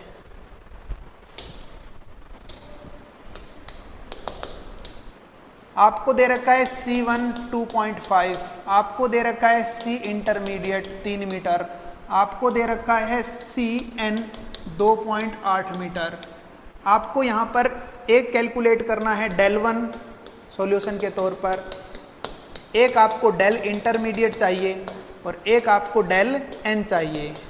तो इनके लिए आपके पास फॉर्मूला है कि डेल 1 जो है वो आपके डेल नोट प्लस डेल 1, मतलब ये तो जीरो है, डेल 1 के बराबर है।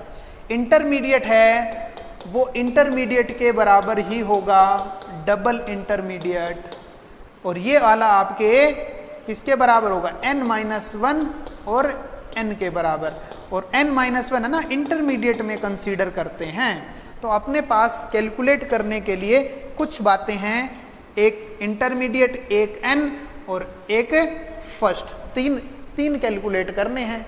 कर दो कैलकुलेट। फर्स्ट आपके पास है क्या? फर्स्ट आपके पास है 1718.87 C फर्स्ट अपॉन R, ये है 1718.87 और C फर्स्ट आपके पास 2.5 और ये 100। C I इंटरमीडिएट है 1718.87 into C intermediate upon R, और इंटरमीडिएट रख दिया मैंने यहां पर कितना? 3/100, और यहां पर आपके डेल n है 1718 अपॉन CN अपॉन R, और n है 2.8।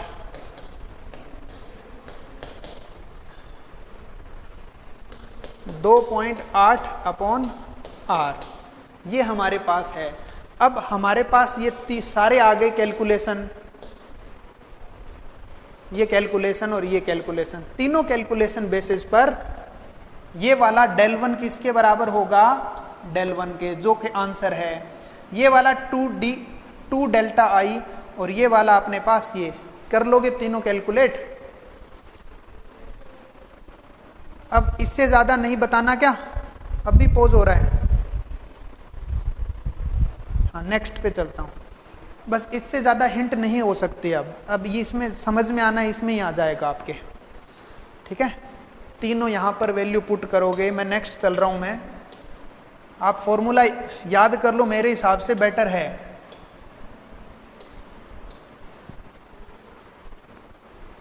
हाँ चलो ठीक है, आगे चलो भाई। नेक्स्ट आपका दूसरा है, फटाफट आ जाइए दूसरे पे। 2 थियोडोलाइट मेथड।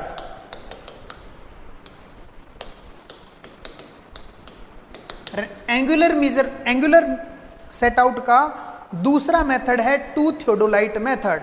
इसमें बताया गया है आपको कि कर्व जो सेट आउट करते हैं, ये आपके पास कर्व है, इसके एक पॉइंट PC पर एक थियोडोलाइट रखो और एक है PT उषा वाले पॉइंट पर एक थियोडोलाइट रखो। तो थियोडोलाइट 1 एंड थियोडोलाइट 2 कहां पर स्टैब्लिश किए जाएंगे? Starting point of commencement, last है पॉइंट ऑफ टेंजेंसी पर। यहां पर एक लाइन है इसकी कोड, ये आपकी कोड, और एक यहां पर टेंजेंट है, ये आपके पास टेंजेंट। अब इसमें यहां पर एंगुलर मेजरमेंट का यहां पर एक मेथड है। अगर आपको P पॉइंट मार्क करना है, जैसे दूसरे कलर से लेता हूं, ये अगर आपको P1 पॉइंट मार्क करना है तो इसके लिए एंगल को पढ़ो, कैसे पढ़ेंगे देखो। हाँ भाई क्या सुनना है?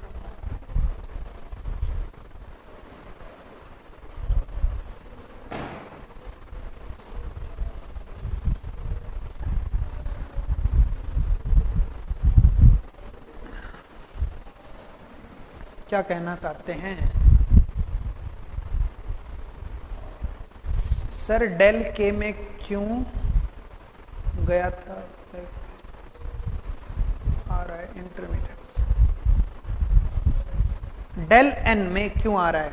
क्योंकि यहां पर क्या होता है, डेल एन का जो फॉर्मूला है ना, जैसे डेल 2 है तो डेल्टा 1 डेल्टा 2 का टोटल, 3 में 2 और 3, और इसी से n में आपके पास इससे पहले वाला n-1 और एक n, ये सीक्वेंस है। इस सीक्वेंस के अकॉर्डिंग ये इंटरमीडिएट आ गया, ठीक है ना, ये इंटरमीडिएट आ गया। फर्स्ट और लास्ट को छोड़कर सारे इंटरमीडिएट होते हैं। जैसे ये डेल 1 है तो डेल नोट कुछ था ही नहीं, प्लस डेल 1 ऐसे था। तो यहां से इंटरमीडिएट, इसमें इंटरमीडिएट कौन कौन है? इसमें इंटरमीडिएट आपके पास डेल 2, डेल 3 से लेकर डेल n-1 तक सारे इंटरमीडिएट है ना? हाँ,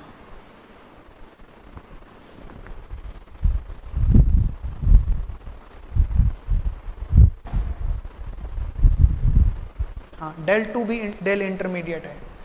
आगे चलें, ठीक है, बैक पेज कर दिया था मैंने थोड़ी देर।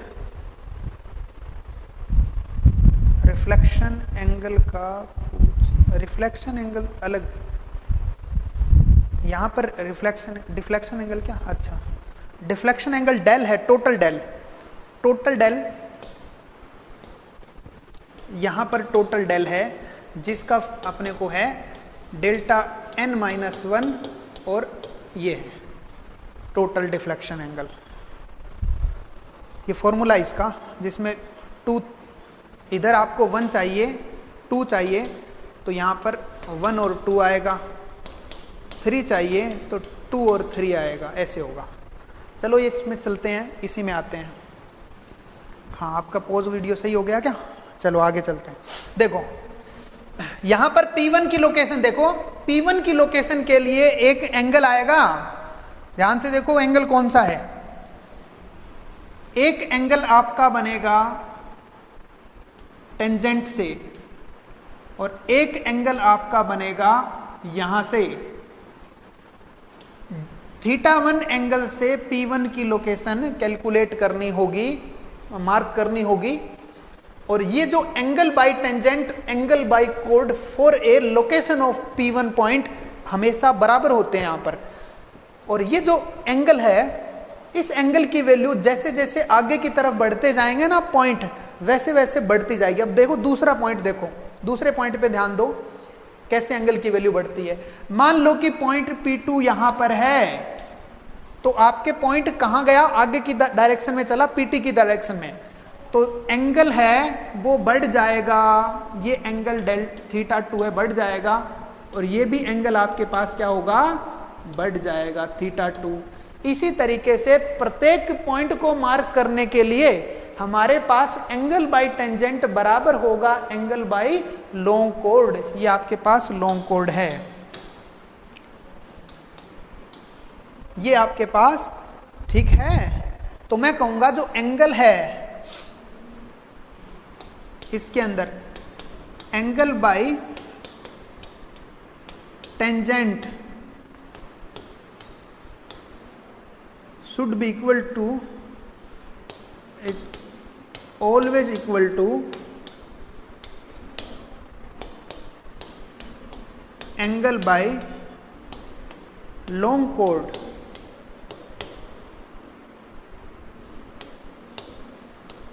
for a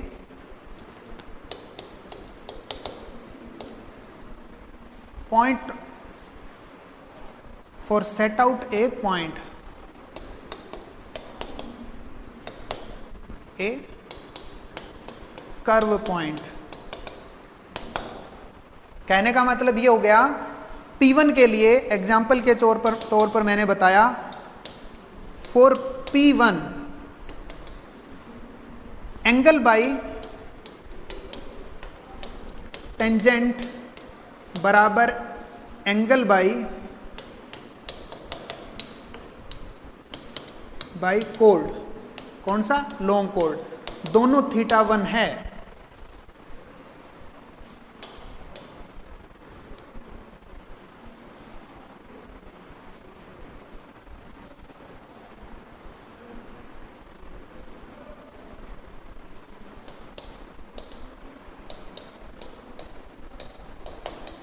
इसी तरीके से थीटा 2 आपके P2 की लोकेशन बताएगा, ठीक है ना।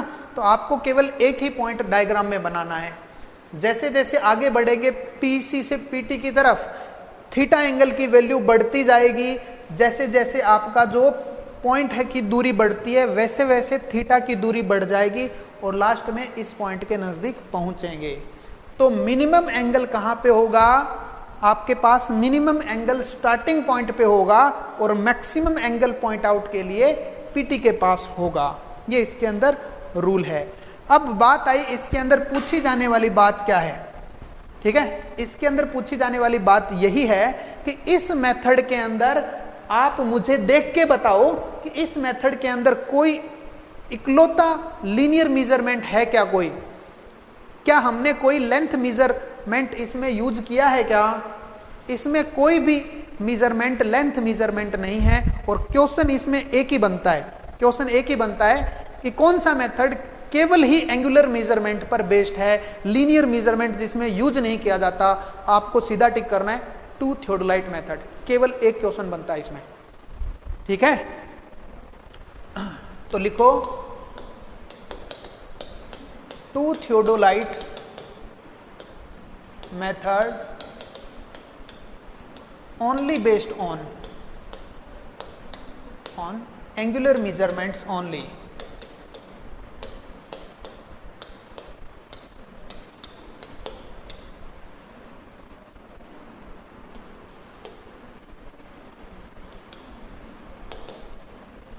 इसका मतलब linear measurements are not required in this method.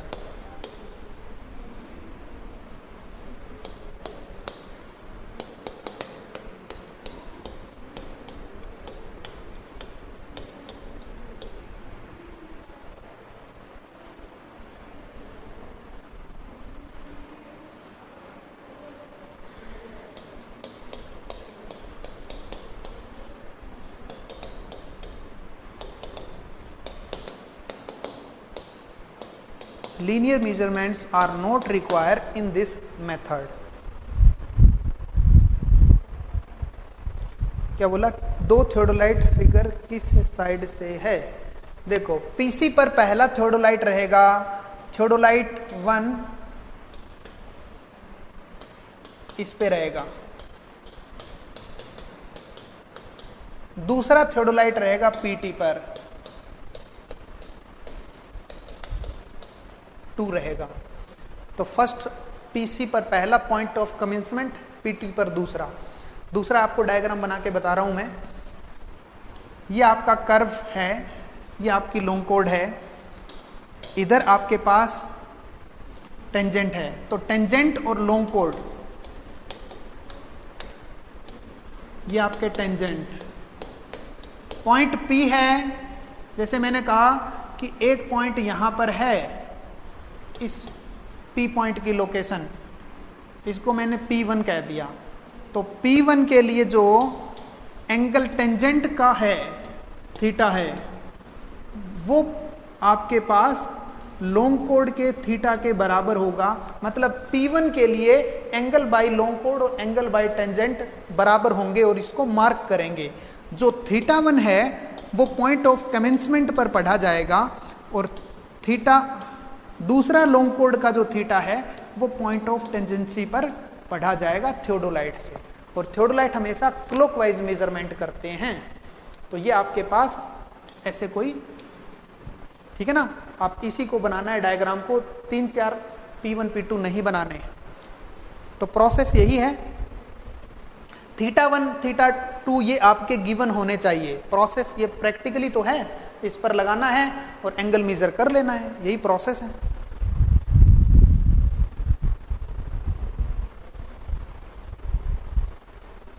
इस मेथड के लिए एंगल होने चाहिए, P1 के लिए θ1 आपको गिवन होना चाहिए, P2 के लिए θ2 गिवन होना चाहिए, तो गिवन एंगल के साथ होगा ये। जल्दी से नोट करो इसको।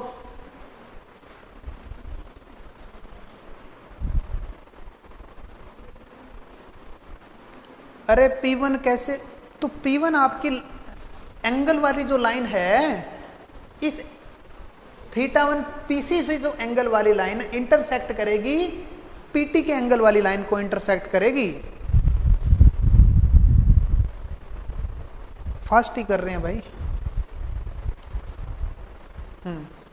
एक आपके लाइन इंटरसेक्ट करेगी तब आपके पास पॉइंट आएगा।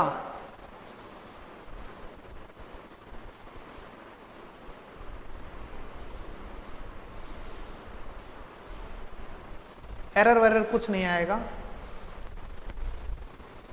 थियोडोलाइट एरर आने ही नहीं देगा। मिनट में मेजर कर सकता है थियोडोलाइट, मिनट क्या सेकंड तक मेजर कर सकता है, 20 सेकंड।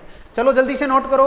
इसमें आपको अगर नोट करनी है, डायग्राम वगैरह भी नोट नहीं करना, तो केवल ये एक लाइन या दो लाइन नोट कर लो, क्योंकि क्वेश्चन यहीं से आता है। ये स्टार लाइन है इस क्वेश्चन की चैप्टर।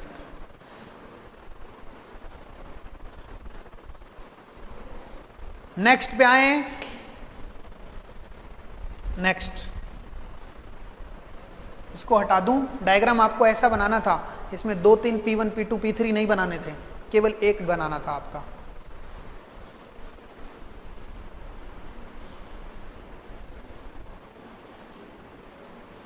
ठीक है,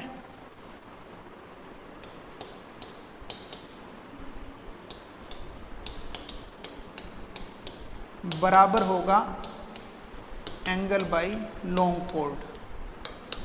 पूरी थ्योरी की लाइन नहीं लिखेंगे फॉर P1, इतना सा लिखेंगे। For P1 angle by tangent बराबर होगा एंगल बाय लॉन्ग कोड θ1 ही होगा। मैं इसको हटा रहा हूं। नेक्स्ट थर्ड में आए आप, और थर्ड आपका है टेक्योमेट्री मेथड। और इसमें जो क्वेश्चन आएगा वो क्वेश्चन आपको पहले से पता है कि हीली एरिया के लिए कौन सा यूज करते हैं, वो मेथड आपको पहले से पता है। लो जी थोड़ा सा बैक।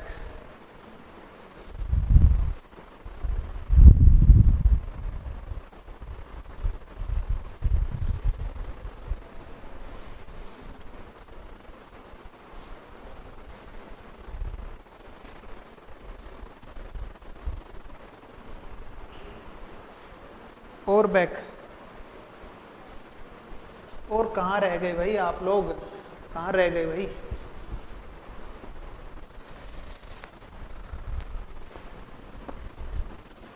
और ये आपका चैप्टर का लास्ट है कि टेक्योमेट्री मेथड कहां पर यूज करेगा। टेक्योमेट्री फॉर हीली एरिया, केवल हीली टेरन के लिए यूज होगा। ठीक है, इतना एक वर्ड आपको पहले से टेक्योमीटर के साथ चिपका के रखो। यही आपके पास to set out a curve in hilly area, ठीक है ना, केवल हीली एरिया वर्ड चिपका के रखो। यहां पर मेजरमेंट करने पड़ेंगे हॉरिजॉन्टल और वर्टिकल डिस्टेंस के, और वो फॉर्मूले आपको पहले से मैंने बता रखे हैं। KS cos square theta plus C cos theta, ये आपकी कौन सी डिस्टेंस हो गई? Horizontal distance. और इसमें θ1 थीटा जो है वो आपके पॉइंट्स के अकॉर्डिंग हो गई। KS sin 2 theta divide by 2 plus C sin theta, वो का वो आपका टेक्योमेट्री हो गया, वर्टिकल डिस्टेंस। तो ये चीज आपने टेक्योमेट्री में पढ़ी है। तो ये आपका यहां पर आठवां है, 5 उसके 3 इसके एंगुलर के, तो ये कंप्लीट हो गए। और आपको इसमें नोट नहीं करना तो कोई बड़ी बात नहीं है, केवल आपको टेक्योमेट्री के साथ इस पॉइंट को याद रखना है।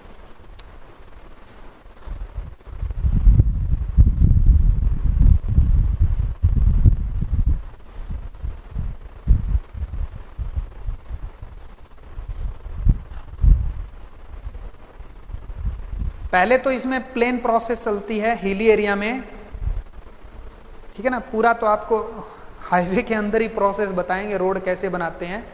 हाँ, पहले तो आपको बेस के लिए यहाँ पर कटिंग करना पड़ेगा रोड, जितना कटिंग हो सके, और फिर उसके बाद में आपको बेस बनाना पड़ेगा, मतलब फॉर्मेशन लेवल आपको डिसाइड करना होगा, और फिर उस पर रोड बनेगा। तो ये प्रोसेस यहाँ पे तो क्या बताओगे, हाईवे में देखना।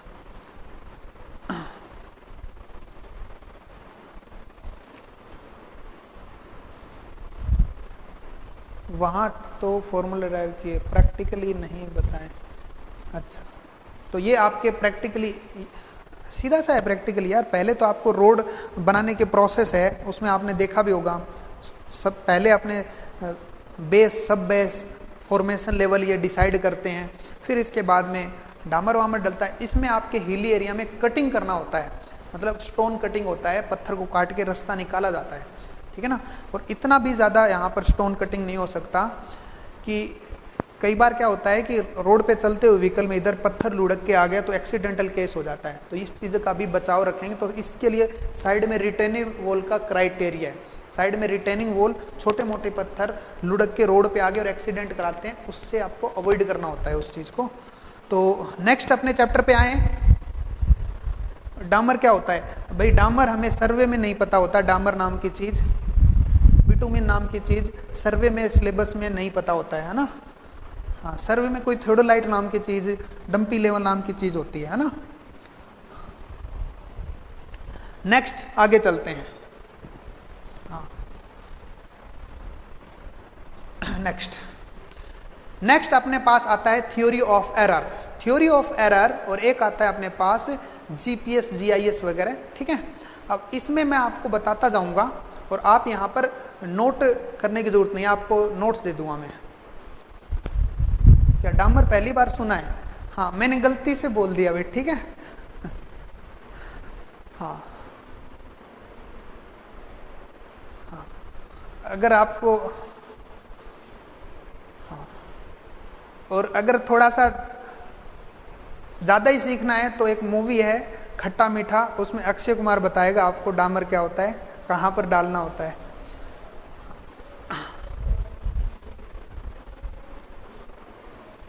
हाँ चलो ठीक है।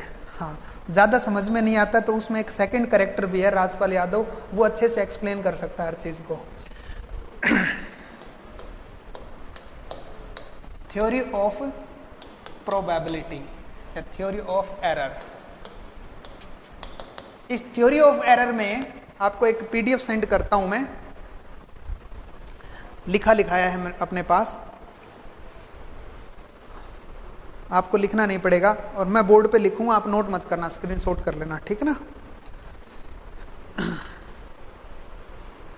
कुछ बातें हैं जो वो आपको मैं यहां पर पहले से एक्सप्लेन कर चुका हूं, वो मैं पहले डिस्कस कर लेता हूं आपके साथ।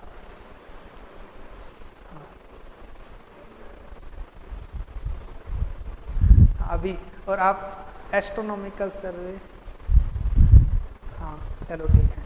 तो थ्योरी ऑफ एरर में सबसे पहली बात आप ये बताओ कि एरर क्या होता है। एरर क्या होता है?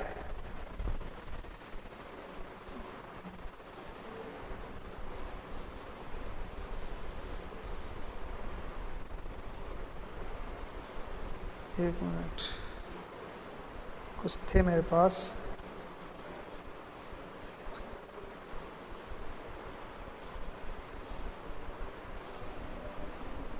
चलो कोई बात नहीं, सेंड कर देंगे, देखता हूं मैं साथ साथ में।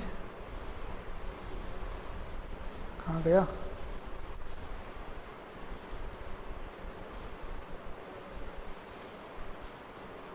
चलो देख लेंगे। पहली बात तो आपके एरर जो है वो बताता हूं। एरर क्या होती है? एरर क्या होता है? Measured value to true value, एक डिफरेंस होता है ना। हाँ बिल्कुल। तो error is a difference between measured value to true value. तो ये हमारे पास पॉजिटिव और नेगेटिव हो सकती है। पॉजिटिव का मतलब, ये तो आपके एरर का फॉर्मूला है, ये आपको दिख रहा है, एरर का फॉर्मूला है। पॉजिटिव कब होगी? जब मेजर्ड वैल्यू ज्यादा हो जाएगी ट्रू वैल्यू से, तो पॉजिटिव वैल्यू हो जाएगी। और यहीं पर अगर मेजर्ड वैल्यू कम हो जाएगी तो नेगेटिव हो जाएगी ट्रू वैल्यू से। ये तो आप पहले से जान चुके हो, ठीक है ना, आपने एरर में पढ़ा है। जो लीनियर मेजरमेंट है उसमें थोड़ा मैंने बताया इसके बारे में। वही चीज आप यहाँ पर बार बार लिखेंगे, क्या लिखेंगे, बस डिस्कस कर दूंगा मैं आपको, आपके साथ रिवाइज हो जाएगी। फिर इसके बाद में आपको एक सोर्स ऑफ एरर है वो बताया था। Source of error 3 source discuss किए थे, पर्सनल, दूसरा इंस्ट्रूमेंटल, तीसरा आपके पास था नेचुरल, जो आप सभी को डिस्कस याद होगा। पर्सनल आपके केयरलेस ऑब्जर्वेशन या अनस्किल्ड पर्सन के कारण, इंस्ट्रूमेंटल आपके इंस्ट्रूमेंट में खराबी के कारण, और नेचुरल आपके हवा चल रही है, आंधी आ रही, तूफान, बारिश आ गई, टेम्परेचर ज़्यादा हो गया, कम हो गया, तो ये आपके सारे कर्वेचर का इफेक्ट, लोकल अट्रैक्शन, ये सारी चीज डिक्लिनेशन नेचुरल इफेक्ट है। तीसरा आपको बताया था types of error. Types of error जिसको यहां पर नहीं पता वो लेक्चर देख सकता है, पहला लीनियर मेजरमेंट का आपके लेक्चर लास्ट देख सकता है। इसमें आपके फर्स्ट जो है वो आपका था कि पर्सनल मिस्टेक से एरर, फर्स्ट एरर होता है। दूसरा था सिस्टमेटिक एरर, और तीसरा था एक्सीडेंटल एरर, जिसमें बताया था आपको कि पर्सनल मिस्टेक मतलब आपके केयरलेस ऑब्जर्वेशन और अनस्किल्ड पर्सन की वजह से, और सिस्टमेटिक एरर वो एरर जिसके सिस्टम को रिकॉग्नाइज किया जा सके और आसानी से सोल्व किया जा सके, जो एक आपके एक पैटर्न से फॉलो करता है, मतलब एक पैटर्न को ही फॉलो करता है, सिस्टमेटिक एरर होता है। सिस्टमेटिक क्या हुआ भाई, रुक रहा है, मैंने रिफ्रेश कर दिया ये, ठीक है। सिस्टमेटिक एरर है वो आपके follow, systematic error follow A same pattern in A set of observation, एक पैटर्न को फॉलो करता है और जिसको अर्थमेटिक सॉल्यूशन से हम कैलकुलेट करके रेक्टिफाई कर देंगे, तो वो सिस्टमेटिक एरर है। एक्सीडेंटल एरर है वो क्या होती है, एक्सीडेंटल एरर वो एरर, बची हुई एरर जो पर्सनल मिस्टेक और सिस्टमेटिक एरर को हटा देने के बाद में बचती है। Those remaining error after rectifying the personal mistake and systematic error are called theory accidental error, और इसको सोल्व करने, इसको कैलकुलेट करना या सोल्व करने का एक थ्योरी है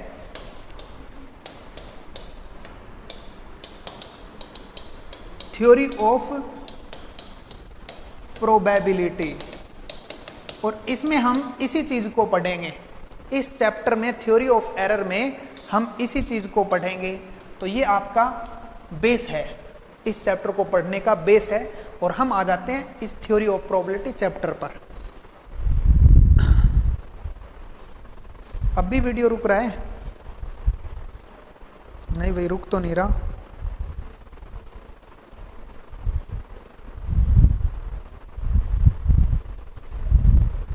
सही चल रहा है।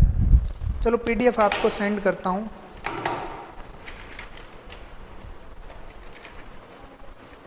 आप इस चीज को रिवाइज कर लीजिए थोड़ा सा। पीडीएफ मेरे को बनानी पड़ेगी, मेरे पास है एक पीडीएफ, लेक्चर की पीडीएफ पड़ी है पुराने की, और एक रिटर्न भी फाइल पड़ी है, करता हूँ सेंड। आप एक काम कर लेना, टेलीग्राम ग्रुप में भी आप इसको शेयर कर लेना, मैं आपके व्हाट्सएप ग्रुप पे डाल रहा हूँ इस चीज को। कहाँ पर है आपका ग्रुप?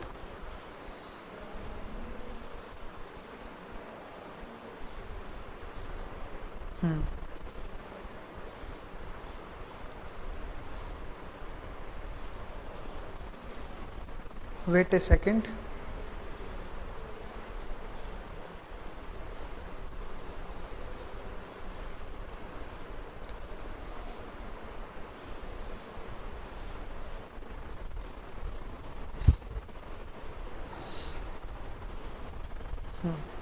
वो पीडीएफ मिल नहीं रही, तो आपको प्रीवियस लेक्चर का स्क्रीनशॉट भेजा है मैंने, पीडीएफ मिल जाएगी तो सेंड कर देंगे।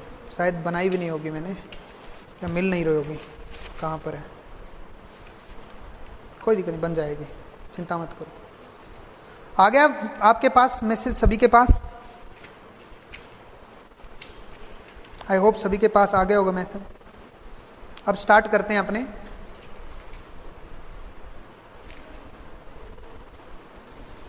शेयर कर लो टेलीग्राम पे पहले इसको, कोई एक बंदा डाल दो टेलीग्राम पे, और फिर मैं स्टार्ट करता हूं।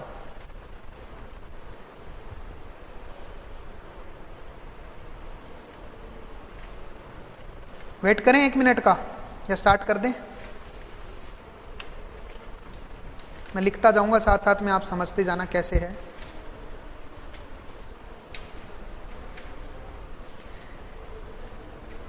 हाँ, अलग अलग सेंड करूं आप लोगों को ना, इंडिविजुअल कर लो शेयर यार।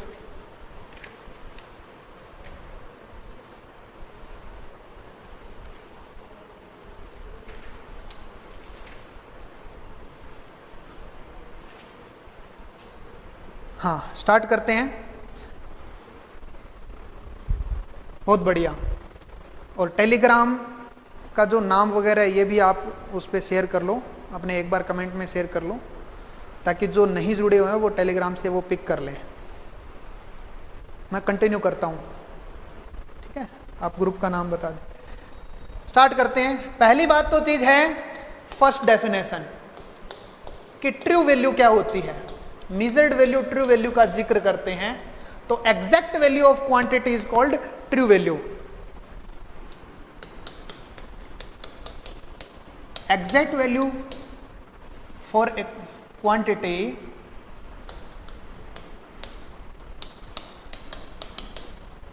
is called true value। लेकिन ट्रू वैल्यू एक आपस में ऐसे बोल दो कि मैंने एक स्केल से मेजर किया और उस स्केल से मेजर करने के बाद में मैंने बोला कि यही सच है, यही आपके पास मेजरमेंट है।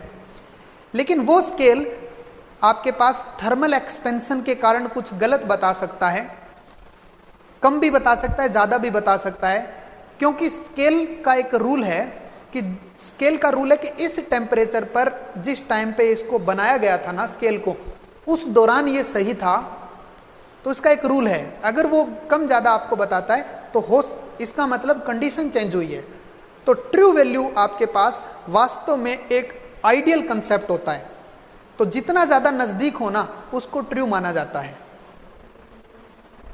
न्यू चैप्टर है थ्योरी ऑफ एरर,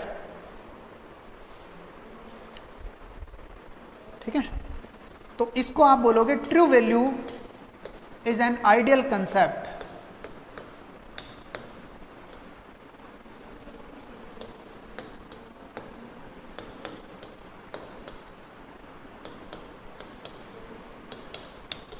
वास्तव में ट्रू नाम की चीज होती नहीं। होता क्या चीज है, जो अपने पास अवेलेबल सोर्स है, जितना हमें उस पर बिलीव है कि ठीक है ये ऑथेंटिक सोर्स है, उससे ही हम इसको ट्रू मान लेते हैं, चाहे वो मेजरमेंट एंगल का हो, चाहे डिस्टेंस का हो, चाहे कोई और वॉल्यूम का भी हो, एरिया का भी हो। तो मेजर्ड वैल्यू आपको पता ही है। अब मैं यहां पर एक जिक्र करूंगा प्रिसीजन और एक्यूरेसी का।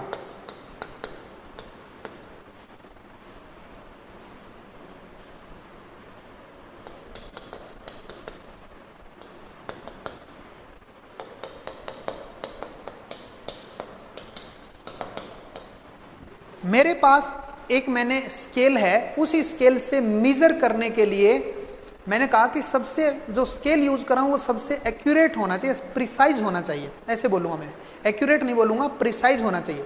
मतलब जिससे मेजरमेंट ले रहे हो ना, वो डिवाइस आपकी सही होनी चाहिए, ठीक है ना? और आप मेजरमेंट लेने से पहले जो कोशिश करोगे ना, उसको आप प्रिसीजन बोलते हो। जो कोशिश करोगे कि मेजरमेंट लेने से पहले कोशिश आपकी कई होगी। क्या होगी? पहला तो मेजरमेंट करने वाली डिवाइस है वो आपकी सही होनी चाहिए, ठीक है ना? दूसरी बात, मेजरमेंट करने वाला बंदा है वो सही होना चाहिए, ठीक है ना? और हो सके तो क्लाइमेट अगर सूट करे, नेचुरल कंडीशन अगर सूट करे, तो वो भी पॉसिबल है तो ठीक है, नहीं तो उसका करेक्शन किया जाता है। तो कहने का मतलब सभी अवस्थाएं ऐसी होनी चाहिए कि आपकी वैल्यू है वो मेजर कर रहे हो तो मेजर करने की ऐसी कोशिश हो कि सबसे बढ़िया और सही वैल्यू दे, ट्रू वैल्यू दे। तो इस चीज को बोलते हैं प्रिसाइज। तो ये एक तरीके से हम ऐसे कहेंगे कोशिश है सही मेजरमेंट लेने की, प्रिसीजन। ठीक है ना। अब इस चीज को आप क्या बोलोगे, degree of perfectness during measurement. ठीक है ना, परफेक्ट काम करने की एक कोशिश है मेजरमेंट के दौरान। लिखो इस चीज को, लिख देता हूं, the degree of perfection used in measurement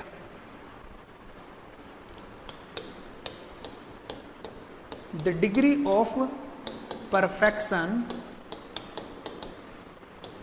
used in measurement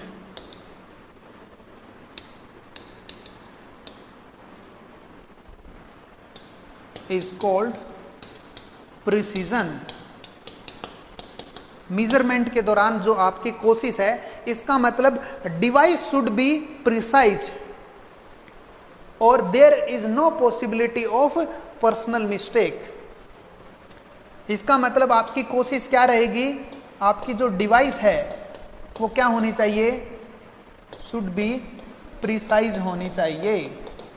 दूसरी बात आपका क्या है, no possibility of any personal mistake.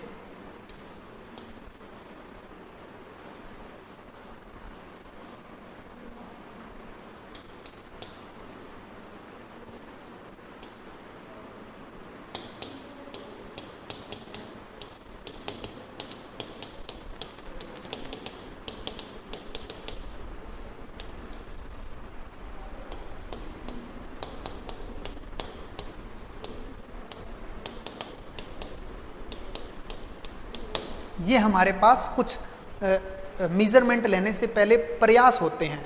अब मैं कहूंगा कि एक्यूरेसी क्या है, मेजरमेंट लेने में जितना प्रयास करना है वो आप कर लो, लेकिन मेजरमेंट लेने के बाद में अगर आप किसी ट्रू वैल्यू की तुलना करना चाहते हो तो तुलना ऐसे करना है, मान लीजिए मैं तुलना करने के लिए कुछ डेटा एज्यूम करूंगा।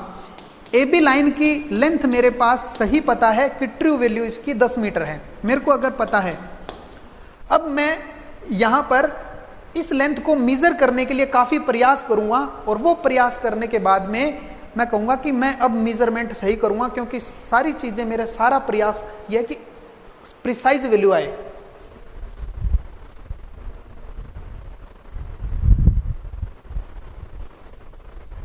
क्या हुआ भाई, अभी न्यू चैप्टर स्टार्ट किया है क्या? हाँ बिल्कुल, न्यू चैप्टर स्टार्ट किया, यहीं से थ्योरी ऑफ प्रोबेबिलिटी स्टार्ट है। ठीक है, अब इसमें हमने काफी प्रयास किए और प्रयास करने के बाद में एक मेजर्ड वैल्यू आई और वो आई 10.1 मीटर।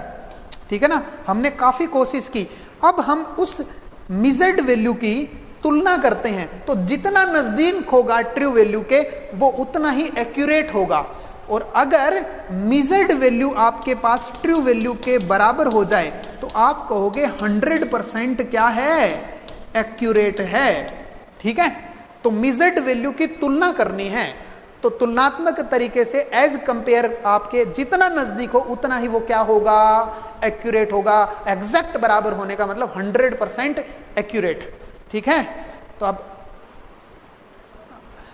पीडीएफ में मिल जाएगा लिखा हुआ। ठीक है ना, हाँ, और स्क्रीनशॉट खींच लेना आप अगर कुछ एक्स्ट्रा चीज है तो। ठीक है, बिल्कुल। तो मैं इसको कहूंगा degree of perfectness in measurement या ऑब्टेन्ड इन मेजरमेंट कहूंगा मैं। ठीक है ना, द डिग्री ऑफ परफेक्टनेस कितना हमें मिला है, degree of perfection obtained in measurement, हमने जो प्राप्त किया उसमें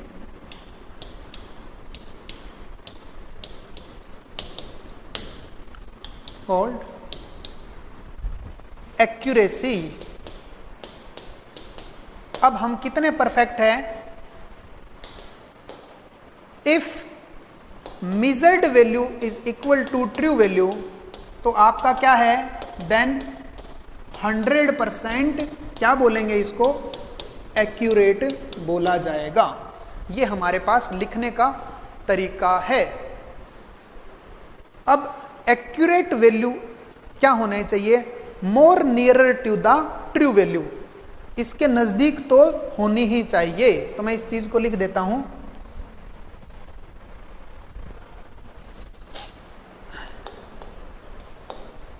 if a value is more nearer to the true value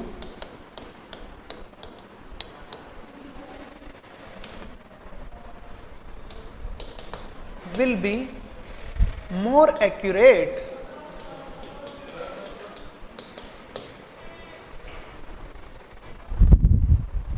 perfection और एक्यूरेसी में डिफरेंस, प्रिसीजन और एक्यूरेसी में डिफरेंस यही है, नापने से पहले, मेजरमेंट लेने से पहले जो प्रयास है उस प्रयास का नाम प्रिसीजन है, और मेजरमेंट करने के बाद में जो मिल गया उसकी तुलना करना सही वैल्यू से, वो आपके पास बोलेंगे कि ये मेजर्ड वैल्यू की तुलना की और ये बराबर मिली, तो ये एक्यूरेसी है, एक्यूरेट है। ठीक है ना, पहले और बाद की बात है ये। आगे चलें, बिल्कुल। नेक्स्ट, इस बात को अगर स्क्रीनशॉट खींचना है तो खींच लीजिए, फिर मैं आगे चलता हूं। नेक्स्ट, अब मैं मोस्ट प्रोबेबल वैल्यू की तरफ चलता हूं। तो एक्यूरेसी और प्रिसीजन में डिफरेंस होना चाहिए आपके पास। क्या हुआ? सही बोल रहे हो। नेक्स्ट, मोस्ट प्रोबेबल वैल्यू,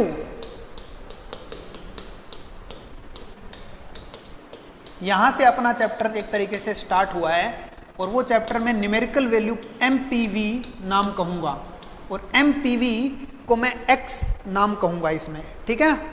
अब मोस्ट प्रोबेबल वैल्यू का मतलब क्या होता है? क्या हो रहा है भाई? बार बार रुक रहा है क्या वीडियो? अभी तक तो छेड़ रहा है।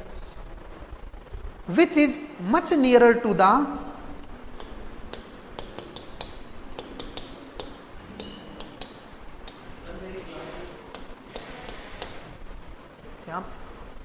which is much nearer to the true value is called most probable value। उस वैल्यू को बोलेंगे मोस्ट प्रोबेबल वैल्यू, कि ये आपके सबसे नजदीक है, यही प्रोबेबल वैल्यू है। कहने का मतलब अपने पास उसकी आपने कोशिश ये रहेगी कि सबसे ज्यादा नजदीक रहे सही वैल्यू के, मेजरमेंट आपका एक्यूरेट रहे। तो जो मिला है और सबसे बढ़िया मिला है उसको आप बोलेगे ये मोस्ट प्रोबेबल वैल्यू है, इससे एक्यूरेट तो हो ही नहीं सकती, वो है मेजरमेंट की। अब इसके लिए हमारे पास एक एग्जांपल है। अगर हम कुछ मेजरमेंट लेते हैं और वो मेजरमेंट हमारे पास हो सकते हैं जैसे x1, x2, x3, x4 और xn। हमने एक वैल्यू कहा कि AB की लेंथ मेजर करो, और 5 बंदों से कह दिया, पांचों ने अलग अलग मेजर करके दिया मैं। ठीक है ना। अब इसमें एक वेट ऑफ मेजरमेंट भी होता है।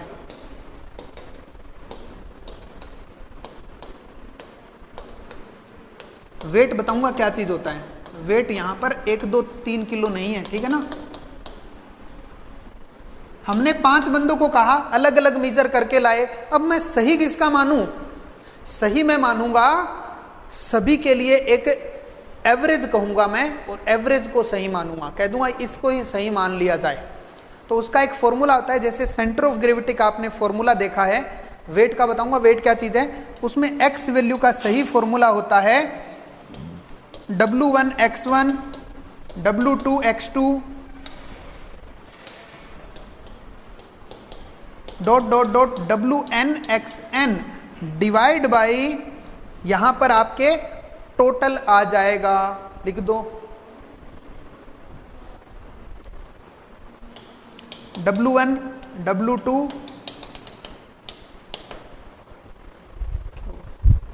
नहीं बंद करना,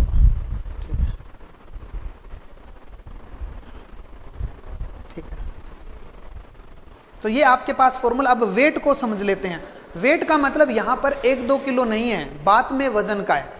जितना वेट ज्यादा होगा इसका मतलब उतना ही यहां पर वो ट्रू वैल्यू के नजदीक होगा। ठीक है ना। तो कल अपने यहां से स्टार्ट करेंगे, यहीं से पढ़ना, और आगे हम जीपीएस वगैरह यहां तक अपने पढ़ते जाएंगे। ठीक है ना। आज तो टाइम हो गया और आज की क्लास 2 घंटे की रहेगी। ठीक है। हाँ,